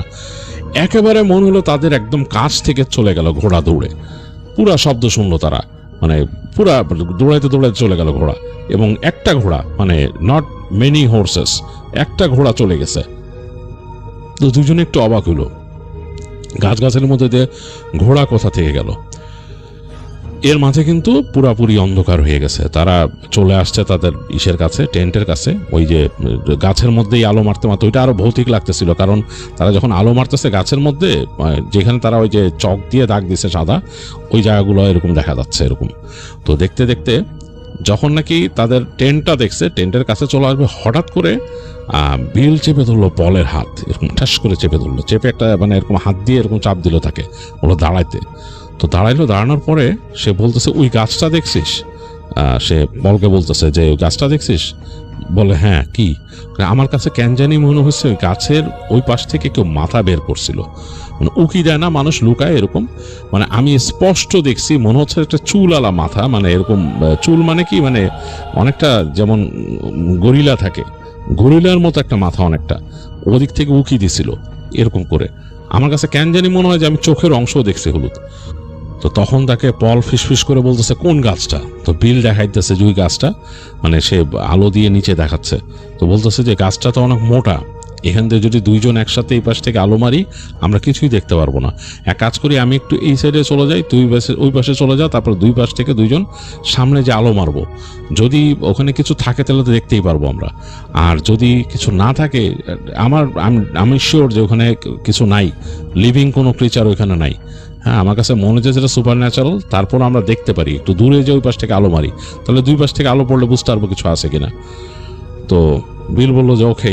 তো পল আর বিল দুজনে করলো কি, একটু ডিস্টেন্স তৈরি করে ফেললো, দুই পাশে সরে গেল, সরে গিয়ে তারা ওই পাশ থেকে যে গাছটার ওখানে আলো মারলো, লাইট মারলো। তো দুই পাশ থেকে আলো মারার পরও কিন্তু কিচ্ছু দেখা যাচ্ছে না ওই পাশে, মানে মনে হচ্ছে কেউ যদি লুকায় থাকতো, কেউ লুকায় থাকলে কিন্তু মানুষের মানে মানুষ বা কোনো কিছু লুকায় থাকলে কিন্তু মানে একটা অংশ ভিজিবল হইতো, বা লাইট দুই পাশ থেকে পড়ে বোঝা যেত, বা ছায়া পড়তো, সেটার কিছুই পড়ে নাই। তো তারা বুঝলো যে এটা ন্যাচারাল কিছু না, দুইজন তাড়াতাড়ি আবার কাছে চলে আসলো, এসে আস্তে আস্তে হেঁটে তাদের টেন্টের কাছে গেল। ওই গাছটাকে যখন তারা পার হয়ে আসতেছিল বেশ ভয় পেয়েছে দুজন। যাই হোক, টেন্টের কাছে এসে তারা আবার জিপার খুলে ঢুকলো টেন্টের ভিতরে, দেখলো যে না, টেন্ট আগের মতোই আছে, কোনো সমস্যা নাই। তো যাই হোক, দুজন বসলো, বসে বললো যে হোয়াটস দ্য প্ল্যান। তখন বিল বলতেছে যে প্ল্যান কি, পল বলতেছে যে আমি আজকে নিয়ে আসছি আওয়াইজি বোর্ড নিয়ে আসছি আমার সাথে। তো বিল বলতেছে মানে হোয়াট দা, মানে তুই এখানে আওয়াইজি বোর্ড নিয়ে এখানে তুই প্ল্যান চেট করবি? বলে যে হ্যাঁ, এটাই তো সবচেয়ে বেস্ট জায়গা প্ল্যান চেট করার জন্য। তুই বুঝতেছিস না, এখানে এক গাদা ট্র্যাপড সোল আছে, মানে অসংখ্য অতৃপ্ত আত্মা। আমরা যদি যে কোনো একটাকে এখানে আনতে পারি বা আমরা কন্ট্যাক্ট করতে পারি, ওর কাছ থেকে অনেক কিছু শুনতে পারবো আর আমরা জানতে পারবো আমাদের এই যে এক্সপিডিশনটা সফল হবে। আমরা যেখানে আসছি, আমরা তো মূলত এখানে আসছি দেখতে জায়গাটা হন্টেড কিনা, কি ঘটে, বা এখানকার সম্বন্ধে একটা নিতে আসছি, আমরা আইডিয়া নিতে আসছি। তো এইটা একমাত্র এখন সম্ভব হচ্ছে আওয়াইজি বোর্ড নিয়ে। তুই তো জানিস যে আমরা এই যে যত এই যে রিডার আনছি, রিডার দিয়ে আসলে কি জাস্ট একটা এনার্জি হয়তো বুঝতে পারবো, বাট অন্য কিছু তো না। তখন বিল বলতেছে যে I don't think it's right idea. Bill বলতেছে আমার মনে হয় না এটা রাইট আইডিয়া, কাজ আমরা কি না কি নিয়ে আসবো পরে। আর একটা সমস্যা, তুই জানিস যে এরকম প্ল্যান চেট করতে যায় কিন্তু অনেক রকম সমস্যা হয়, এবং সেই সমস্যা থেকে কিন্তু মানুষ প্রবলেমে পড়ে, মানুষের বিভিন্ন প্রবলেম হয়। তো পল বলতেছে না না, এইটা নিয়ে চিন্তা করিস না, আমরা এটা করবো, অসুবিধা নাই। এবং আমি এর আগে আওয়াইজি বোর্ড নিয়ে কাজ করছি, হ্যাঁ, এবং আমি এরকম প্ল্যান চেট করছি, বেসমেন্টের মধ্যে বসেই করছি, অ্যান্ড ওইখানে সোল আসছিল। তো বিল বলে যে তোর ওই যে ওই সোল আসার গল্প, এটা কিছুই না, তুই এমনি নিজেই হাত দিয়ে উল্টাপাল্টা করছিলি, তোর কিছু না। বলে যে না না আসলেই। তো দুজনের মধ্যে কেমন একটু তর্ক হইতে থাকে বিল আর পলের মধ্যে। তো তখন পল বলে আচ্ছা বাদ দে, আগে আমরা খাওয়া দাওয়া করি, খাওয়া দাওয়ার পরে আমরা বসবো, বসলে দেখিস কি ইটস এ নাইস অ্যাডভেঞ্চার, বলে এটা একটা জোস অ্যাডভেঞ্চার। তো বিল বলে ওকে, মানে অনিচ্ছা সত্ত্বেও বলে ওকে। এর মধ্যে আকাশে মেঘ ডাকতেছে, গুড় গুড় গুড় গুড় করে মেঘ ডাকতেছে। তো তখন বিল বলতেছে বৃষ্টিও আসবে মনে হয়, আমরা এই ক্যাম্পের বাইরে তো আর যাইতে পারবো না মনে হয় বৃষ্টি আসলে। যাবো, বৃষ্টি আসলে ক্যাম্পের বাইরেও যাবো, আগে প্ল্যান চেট করি দেখি কী হয়, আগে খাওয়া দাওয়া কর। তো যাই হোক, ওদের কাছে ক্যান ফুড ছিল, ওই ক্যান ফুড খুলে ওরা খায়, আর ওদের সাথে ছোট এরকম গ্যাসের চুলা ছিল, সেটা জ্বালায়, সেটার মধ্যে দিয়ে ওই কফি বানায় খায়। তো খাওয়া দাওয়া করে দুজনে বসছে, এর মধ্যে বৃষ্টি শুরু হয়েছে, মানে টিপ টিপ বৃষ্টি, তাদের তাঁবুর উপর পড়তেছে বৃষ্টি, টিপ টিপ টিপ একটা অন্যরকম একটা শব্দ হইতেছে। তারা সামনে আওয়াইজি বোর্ড খুলে বসছে, পলের কাছে ছিল, ব্যাগের ভিতর থেকে বের করছে। তো বসে আওয়াইজি বোর্ড নিয়ে দুইজনে তাদের মতো কাজ শুরু করছে। আপনারা অনেকে হয়তো জানেন আওয়াইজি বোর্ড কীভাবে কাজ করে। এখানে বিভিন্ন জিনিস লেখা থাকে, অ্যালফাবেট লেখা থাকে, তারা গুটি নিয়ে বসে এবং তারা ওইভাবে ডাকে, তাদের মতো করে রিচুয়াল করে ডাকে। এবং ওই ডাকলে যখন কোনো এনার্জি সেখানে আসে, সে কথাবার্তা বলে সেই লেটারের উপরে ভর করে। তো বসছে দুইজন, পল আর বিল, এবং দুইজন বসে তাদের মতো এরকম পারফর্ম করা শুরু করলো তাদের কাজ। তারা ভেতরে তাদের তাঁবুর ভেতরে যে ইলেকট্রিক যে ইটা ছিল, মানে ব্যাটারি অপারেটেড যে লাইটটা ছিল, চার্জিং লাইট, সেটা বন্ধ করে দিল। বন্ধ করে দিয়ে তারা ওখানে তাদের ক্যান্ডেল জ্বালায় তারা কাজ করতেছে। তো অনেকক্ষণ ধরে এরকম বলতেছে, পল ডাকতেছে আর কিছু হয় না, নাথিং হ্যাপেন্স। বৃষ্টি বাড়তেছে, মাঝে মাঝে পটপট করে বেড়ে যাচ্ছে তাঁবুতে, আবার কমে যাচ্ছে। বিলের কাছে এটা অস্বস্তি লাগতেছে, বিলের কাছে মনে হচ্ছে যে এটা একটা মানে এমনি চেষ্টা, কিছু না। তো বিল অনেকক্ষণ পরে হাল ছেড়ে দিল, বললো যে ধর আমি এগুলোর মধ্যে নাই, রাখ, তুই সর, আমি সর বলে বিল উঠে গেল।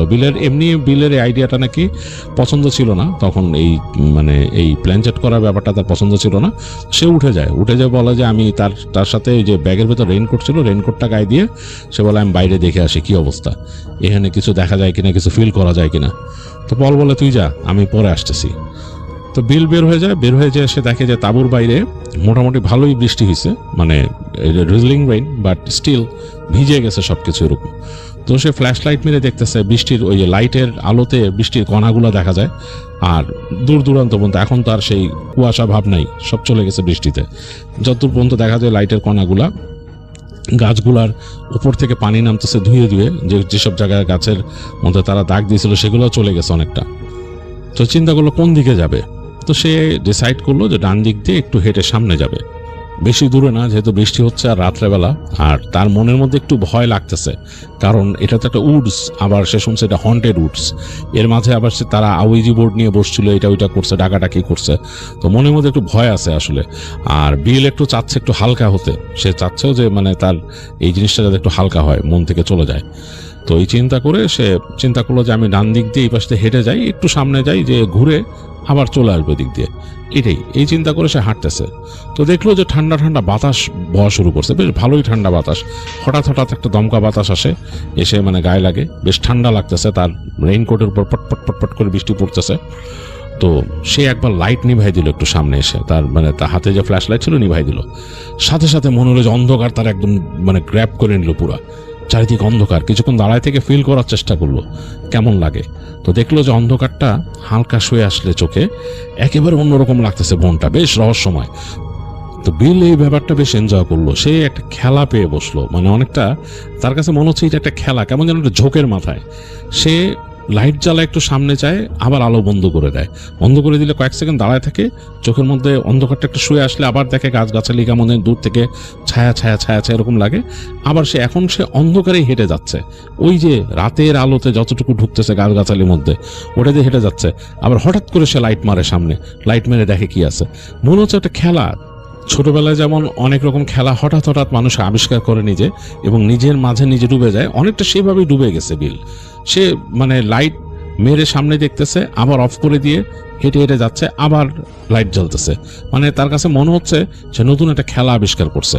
কিন্তু সে কিন্তু নিজের মধ্যে ডুবে গেছে, তার একদম ওইখানকার যে অবস্থা, সে কোথায় আছে কি এগুলো তার খেয়ালই নাই, অনেকটাই সে হারায় গেছে এরকম। তো এরকম সে করতে করতে একসময় সে লাইটটা অফ করার পর লাইটটা যখন জ্বালতে গেল তখন দেখে লাইটটা জ্বলতেছে না। আর সে হঠাৎ করে মনে হলো যে তার একটা ঘোর ভাঙছে, দেখলো যে তার ফ্ল্যাশ লাইটটা, এটা কিন্তু ওয়াটারপ্রুফ ছিল, কিন্তু তারপরও দেখলো তার ফ্ল্যাশ লাইটটা জ্বলতেছে না। সে যখন টিপতেছে ফ্ল্যাশ লাইট কাজ করতেছে না, এবং তখনই মনে হলো তার ঘোর ভাঙছে। সে দেখলো যে তার হাত পুরা ভেজা, ফ্ল্যাশ লাইটটা পুরা ভেজা, পানিতে চুপচুপ করতেছে, বৃষ্টির তোড় অনেকটাই বাড়ছে এবং সেই পানি এসে পড়তে পড়তে ফ্ল্যাশ লাইটটা ভিজে গেছে। এই সময় সে সামনে ঝোপের মধ্যে একটা শব্দ পেল, দেখলো একটা এরকম ঝোপালো একটা জায়গা, মানে বেশ খানিকটা ঝোপ, ওখানে পাতা আলা গাছের নিচে, গাছটাকে ঘিরে আছে ঝোপটা এরকম, সেটা কেমন যে নড়তেছে, এরকম মনে হচ্ছে কিছু নড়তেছে ওইখানে, মানে অ্যাজ ইফ কোনো প্রাণী বা কিছু যদি নড়াচড়া করে এরকম।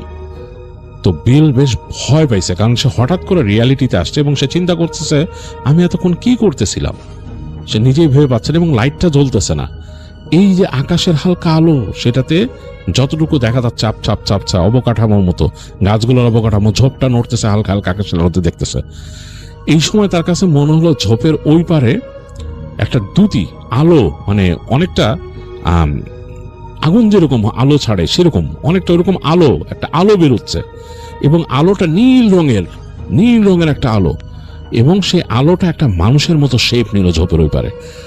হাত পায়ে এরকম করে মনে হচ্ছে যে একটা মানুষ যদি আড়মোড়া ভাঙে এরকম করে, সেরকম আড়মোড়া ভাঙতেছে একটা নীল আলো, এবং সোজা দাঁড়ালো, মনে হলো বিলের দিকে তাকায় আছে, মানে সে বিলের দিকে সামনে ফিরে তাকায় আছে। বিলের সারা শরীর জমে গেছে, সে নড়তে পারতেছে না, প্রচন্ড রকমের ভয় পেয়েছে সে। এরকম একটা আলো, মানুষের মতো অবয়ব, সে চিন্তাই করতে পারতেছে না এটা কি।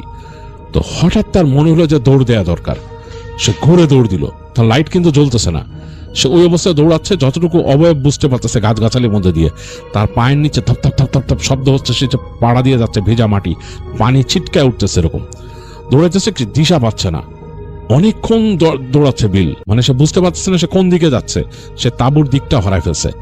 এই সময় সে হঠাৎ করে জোরে শব্দ পেল, ঘোড়া যেমন নাক দিয়ে নিঃশ্বাস ফেলে জোরে, সেরকম নিঃশ্বাসের মতো শব্দ, ঘস ঘস করে, মানে মানে ঘোড়ার মতো, মানে মনে হচ্ছে গরম নিঃশ্বাস ছাড়লে ঘোড়া যেরকম করে রাগে সেরকম। তো সে দাঁড়ায় গেল, তার কাছে মনে হচ্ছে তার একটু সামনেই কোনো ঘোড়া দাঁড়ায় নিঃশ্বাস ফেলতেছে। তো সে তাকালো ভালো মতন দেখার জন্য কোনো ঘোড়ার অবয়ব দেখা যায় কিনা, কারণ আলো জ্বলতেছে না, তো তার হাতে ফ্ল্যাশ লাইট জ্বলতেছে না, সে কাঁপতেছে লিটারেলি। বিল আস্তে করে তার ফ্ল্যাশ লাইটের সুইচটা টিপতেছে, দেখে যে না, কাজ করে না। তো সে চিন্তা করছে যে এখানে সামনে ঘোড়ার অবয়ব দেখা যায় কিনা, যেহেতু ঘোড়ার শব্দ পাচ্ছে সে। একটু পরে সে দেখলো একটা ঘোড়ার অবয়ব, কিন্তু খুব আশ্চর্যজনকভাবে ঘোড়াটার মাথা নাই, মাথা ছাড়া একটা ঘোড়া দাঁড়ায় আছে এখানে। এবং একটু পরে ঘোড়ার খুরের শব্দ শুনলো, পা দিয়ে এই ভিজা মাটিকে সে মানে বাড়ি দিতেছে তার খুর দিয়ে, ঘোড়ার খুর দিয়ে। বিল আসলে আর কোনো চিন্তা ভাবনা করতে পারে নাই, সে আবার দৌড় দিল, মানে দিক বিদিক শূন্য হয়ে আরেক দিকে দৌড় দিল। তার মনে হলো যে ঘোড়াটা তার পেছনে পেছনে আসতেছে, দৌড়ায় না, মোটামুটি হালকা দুলকি চালে ছুটে আসছে, শব্দ পাচ্ছে সে। দৌড়াইতে দৌড়াইতে দৌড়াইতে দৌড়াইতে বিল হঠাৎ করে বের এলো একটা সোজা মানে ফাঁকা জায়গায়, বুঝতে পারলো সামনে তাদের তাঁবুর ভিতরে আলো জ্বলতেছে, সে দেখতেছে। এবং সে দৌড়ায় আসতে আসতে তাঁবুর কাছে সে দেখতেছে আলোর মধ্যে মনে হচ্ছে কেউ ভেতরে আড়মোড়া ভাঙতেছে তাঁবুর ভেতরে, মানে ভিতরে তো ফলের থাকার কথা, তো মনে হইতেছে যে পল আর মোড়া ভাঙতেছে দুইটা হাত উঁচু করে এরকম, মানে কেমন যেন উদ্ভট, অনেকটা মানুষ যেমন সাপের মতো আচরণ করে হাত উঁচা করে, অনেকটা ওইরকম টাইপের আর মোড়া ভাঙার মতো। তো বিল কিন্তু ভয় পাইছে, সে থমকায় গেছে তাঁবুর কাছাকাছি এসে। তারপর সে ঢুকলো, ঢোকার আগে একটা শব্দ পেলো, কেমন যেন গলার ভিতরের থেকে কেউ শব্দ করতেছে, মানে গলা দিয়ে কথা বলতে পারলে, চেষ্টা করলে কণ্ঠ যখন বের হয় না এরকম মনে হচ্ছে কেমন গ গ করতেছে এরকম। সে তাঁবুর ফ্ল্যাপটা সরায়, সে মাথাটা ঢুকায় দেখতেছে তারা তাঁবুটা করছিল একটা গাছের পেছনে আর কি, গাছের সাথে লাগায়। তো ও তাদের যে তাঁবুর পেছনের দিকের যে অংশটা সেটা ওই গাছের সাথে লাগানো ছিল। তো ওই পাশেই কিন্তু পলের বেড ছিল। তো সে দেখতেছে পল ওখানে বসে আছে গাছের ওই ইসের সাথে, গাছের সাথে হেলান দিয়ে আর কি, আর তার হাতের মধ্যে ওই যে বোর্ডটা এরকম ধরা, সেরকম করে কাঁপতেছে।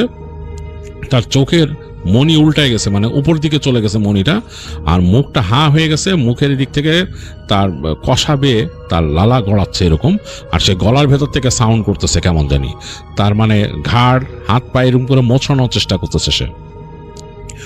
তো বিল তো প্রচন্ড ভয় পেয়েছে। বিল যা বোঝার বুঝে নিছে যে পল মনে হয় এখানে আবার চেষ্টা করছিল সেই প্ল্যানচেট করার, আর কোনো একটা অঘটন ঘটছে। আর সে এই জিনিসটা এই কারণে পছন্দ করে না, সে জীবনে যত প্ল্যানচেট সম্বন্ধে ঘটনা শুনছে সবই শুনছে যে সেগুলোর মধ্যে অঘটন ঘটে, বেশিরভাগই অঘটনের সে ঘটনা শুনছে। তো সে সাথে সাথে দৌড়ায় গিয়ে ফার্স্টে যেটা করলো, সে ওই পলের হাত থেকে টেনে এরকম করে কাঁপতেছে। তো বিল তাড়াতাড়ি তাকে কোনো মতে এরকম গ্র্যাব করলো, নিয়ে চিন্তা করলো এখান থেকে বেরোইতে হবে, মানে এইখানে থাকলে সমস্যা আছে।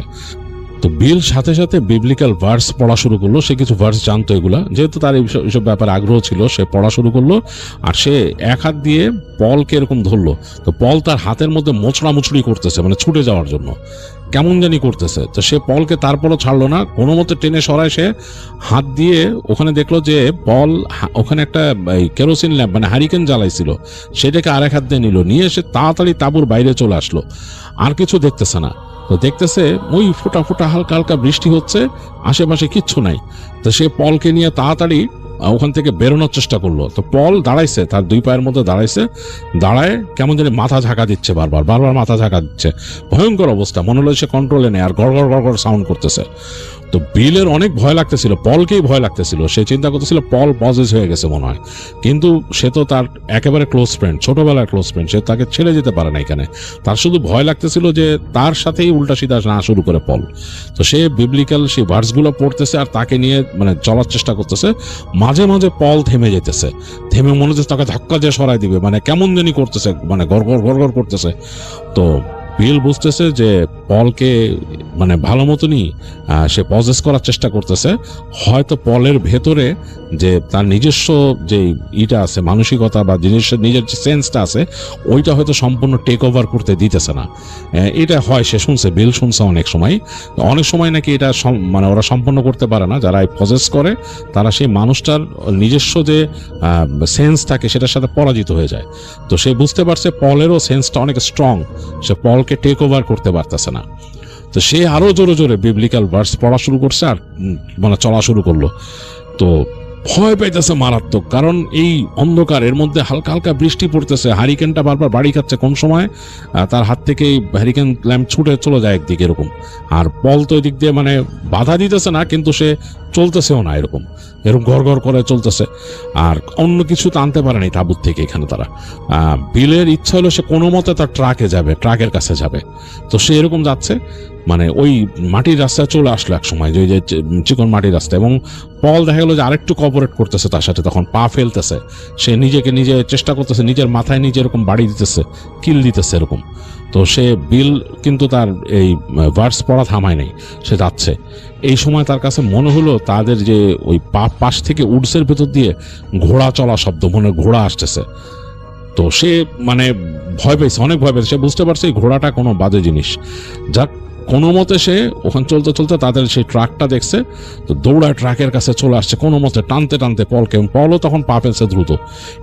বিল তখন স্পষ্ট বুঝতে পারছে যে পল ফাইট ব্যাক করতেছে, মানে পলের যে সেন্স আর বডি টেক ওভার করতে দিতেছে না, যেটাই তাকে পজেস করার চেষ্টা করতেছে।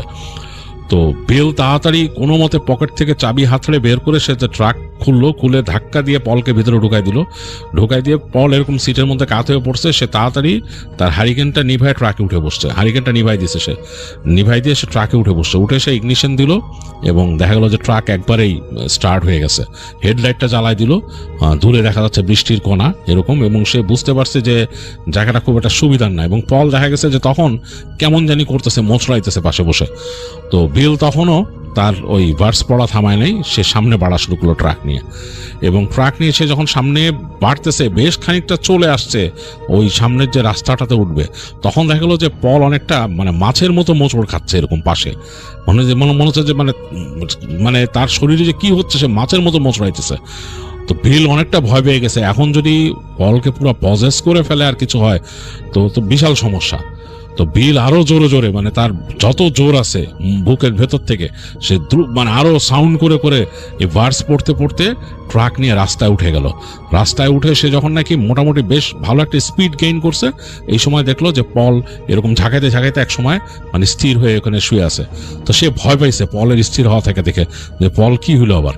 তাড়াতাড়ি সে তার দেখলো, মানে হাতের এখানে ধরে দেখলো যে হ্যাঁ তার পালস চলতেছে।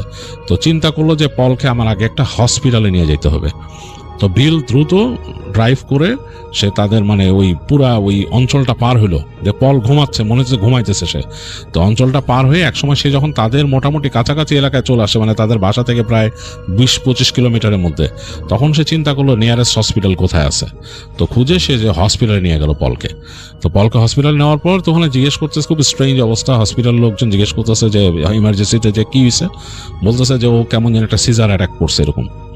তো যাই হোক, তারা নিয়ে গেল, ভর্তি করলো। ভর্তি করার পর তারা মোটামুটি দেখলো, দেখে বলতেছে যে ওর তো সিজার অ্যাটাক মনে হইতেছে না, আর তার তো কোনো প্রি হিস্ট্রি নাই, সিজার অ্যাটাকের কোনো প্রি হিস্ট্রি নাই।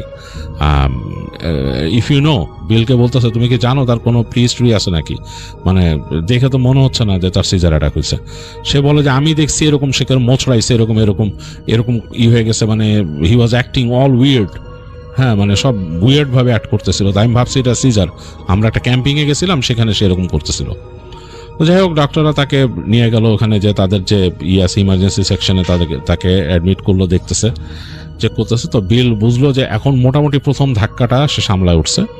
তো সে যে মোটামুটি হসপিটালের রেস্টরুমে যে হাত মুখ ধুয়ে ফ্রেশ হয়ে আসছে, ওয়েট করলো। রাতটা আস্তে ধীরে পার হয়েছে এবং ফল নাকি সারা রাতই ঘুমাইছে।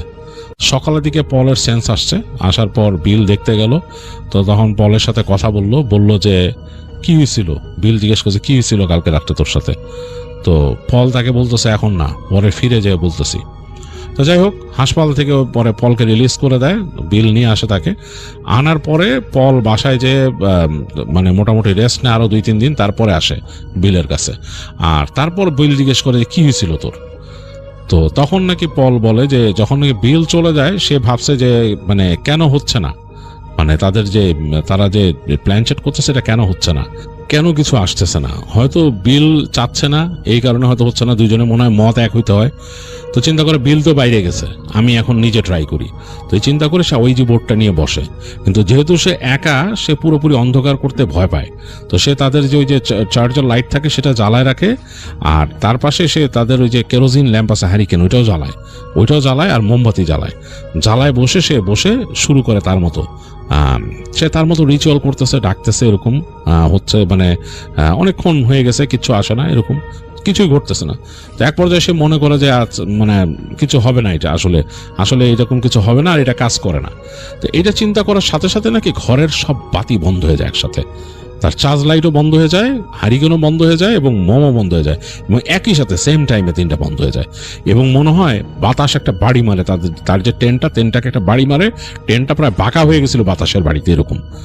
তো পল খুবই ভয় পেয়ে যায়। সে ভয় পেয়ে গিয়ে সে মানে ভিতরে একটা কাঁপুনি অনুভব করে যে ঘটনাটা কি ঘটলো। তো সে ওই দরজার দিকে তাকায়, মানে তাদের যে তাঁবুর ফ্ল্যাপের দিকে, দেখে যে তাঁবুর ফ্ল্যাপটা খুব জোরে জোরে নড়তেছে বাতাসে। একটু পরে সে দেখে যে ওই অন্ধকারের মধ্যে ওখানে মাথা ঢুকাইছে বিলকে সে বুঝতে পারতেছে অন্ধকারে। তাকে বলে যে ডিড ইউ কল মি। তো সে অবাক হয়ে যায় যে বিলকে কল করছি, মানে কি ব্যাপার। তখনই তার ভয়টা লাগে, কারণ বিলের কণ্ঠটা বিলের মতো না। তার কাছে মনে হয় যে ওই হালকা আলো আধারি, মানে ওখানে তখন তো অনেকটা চোখ শুয়ে আসছে এর মধ্যে। ওই বিলের যে মুখের যে অবয়বটা সেটা মনে হচ্ছে একটু লম্বা হয়ে গেছে এরকম। আর ঠিক তখনই নাকি দাউ দাউ করে তার যে হারিকেনের আলো নাকি অনেক উপর উঠে যায়, শিখা জ্বলে, সাথে সাথে মোমটাও নাকি অনেক জোরে জ্বলে উঠে। আর সে এর মধ্যে দেখে যে বিল মাথা ঢুকাইছে, বিলের যে মুখটা চোয়ালটা বড় হয়ে গেছে, নিচে লম্বা হয়ে গেছে, এবং মুখের মধ্যে কালো গর্ত, চোখগুলা কালো কালো, মানে চোখের নিচে কালি পড়া একদম এরকম নাকি দেখে। আর তারপর দেখে বিলের ভেতর থেকে নীলচে একটা আলোর মতো এসে তার উপর পড়লো, মানে একদম আলোর মতো এসে তার উপর পড়লো। আর মনে হইতেছে তাকে গলা টিপে ধরতেছে, তাকে বিভিন্নভাবে কিছু করার চেষ্টা করতেছে, মানে মারার চেষ্টা করতেছে, এরকম সে ফিল করার শুরু করে। এবং সে প্রচন্ড রকমের ফাইট করা শুরু করে ওইটার সাথে। তাকে বারবার মানে দেখা যাচ্ছে যে তাকে চেপে ধরতেছে, এরকম লাগতেছে। সে সাউন্ড করতে পারতেছে না, তার গলা চেপে ধরতেছে বারবার। তো এরকম কতক্ষণ চলছে সে বলতে পারবে না। সে হঠাৎ করে অস্পষ্টভাবে বিলের শব্দ শুনে, অস্পষ্টভাবে সে বিবলিক্যাল ভার্সের যে পড়তেছে বিল সেটা শুনে, এবং তখন মনে হয় যে তাকে অনেকটা ছেড়ে ছেড়ে যায় এরকম লাগতে থাকে তার কাছে। তো এরপর সে অস্পষ্টভাবে বুঝতে পারে যে তাকে টেনে বিল নিয়ে যাচ্ছে কোথাও, মানে ভাষা এগুলো ক্লিয়ার না কিছু। এবং সে এক সময় ফিল করে সে গাড়িতে, এবং তখন নাকি তাকে তার কাছে মনে হয় যে তাকে একদম চেপে ধরছে কিছু একটা, মানে একটা অদৃশ্য শক্তি, সে বুঝতে পারতেছে না কি, কিন্তু তাকে একদম শেষ করে দেওয়ার জন্য চেপে ধরছে। তো অনেকক্ষণ নাকি তার সাথে এরকম হতে থাকে, এবং সে নাকি সৃষ্টিকর্তার কাছে সাহায্য চায় মনে মনে, যে গড সেভ মি। হ্যাঁ, সে নাকি সৃষ্টিকর্তার কাছে সাহায্য চায়। তো এরকম হচ্ছে কখন সে ঘুমায় গেছে তার আর কিছু খেয়াল নাই। এরপর সে অনেক রকম স্বপ্ন দেখছে, সেগুলো তার খুব একটা মনে নাই। তো এগুলো এই পলের সাথে ঘটছে। তো পল বলে এরপরে এসে বিলকে, তখন বিল শুনে বলে যে এটা তো একটা ডিজাস্টারাস ঘটনা আমাদের সাথে ঘটলো, জায়গাটা আসলেই অনেক হন্টেড। যাই হোক, দুইজনের ওই দিন আলাপ করে এবং ওটা নিয়ে বলে যে এরপর কিছু ঘটছে নাকি পলের সাথে। পল বলে যে না, এরপর কিছু ঘটে না, বাট আমি ভয় লাগে আমার কাছে। ওই দিনের পর থেকে আমি আসলে একলা থাকতেই ভয় পাচ্ছি। আমার বাসায় যে আমার রুমটা, সেটাতে একদম কর্নারে, আমার কাছে ভয় লাগে। এই যে তোর যে ব্যাকইয়ার্ডে বসছি, এটা আমার কাছে দূরের ওই গাছগাছালিগুলো দেখে ভয় লাগতেছে। তো বিল বলে যে ওকে, মানে we better not go anywhere soon, মানে আমাদের এখন সুন আর কোথাও যাওয়ার দরকার নেই। তখন পল নাকি উত্তর দেয়, we better not go near any place like this ever. আমরা এরকম কোনো জায়গার কাছে আর যেতে চাই না। তখন বিল বলে যে okay, I don't have any problem. তো বিল বলে যে ওকে, আমার কোনো সমস্যা নাই, আই হ্যাড ইনাফ, মানে আমার যথেষ্ট হয়েছে এরকম জায়গায় গিয়ে। তো যাই হোক, তারা মোটামুটি ছেড়ে দেয় এরকম জায়গায় যাওয়া। তো এরপরও টুকিটাকি গল্প তারা করতোই, বিভিন্ন বাসা বাড়ি, বিভিন্ন মানুষের এক্সোসিজম নিয়ে নাকি তারা বিভিন্ন আলাপ করতো। তো যাই হোক, এই ছিল অ্যারনের শোনা তার বন্ধুদের কাছ থেকে তাদের একটা এক্সপিরিয়েন্স, যেটা সে রকিবুলের কাছে শেয়ার করেছে, এবং রকিবুল আমাদের কাছে শেয়ার করে দিল। আমার কাছে কিন্তু বেশ লাগলো।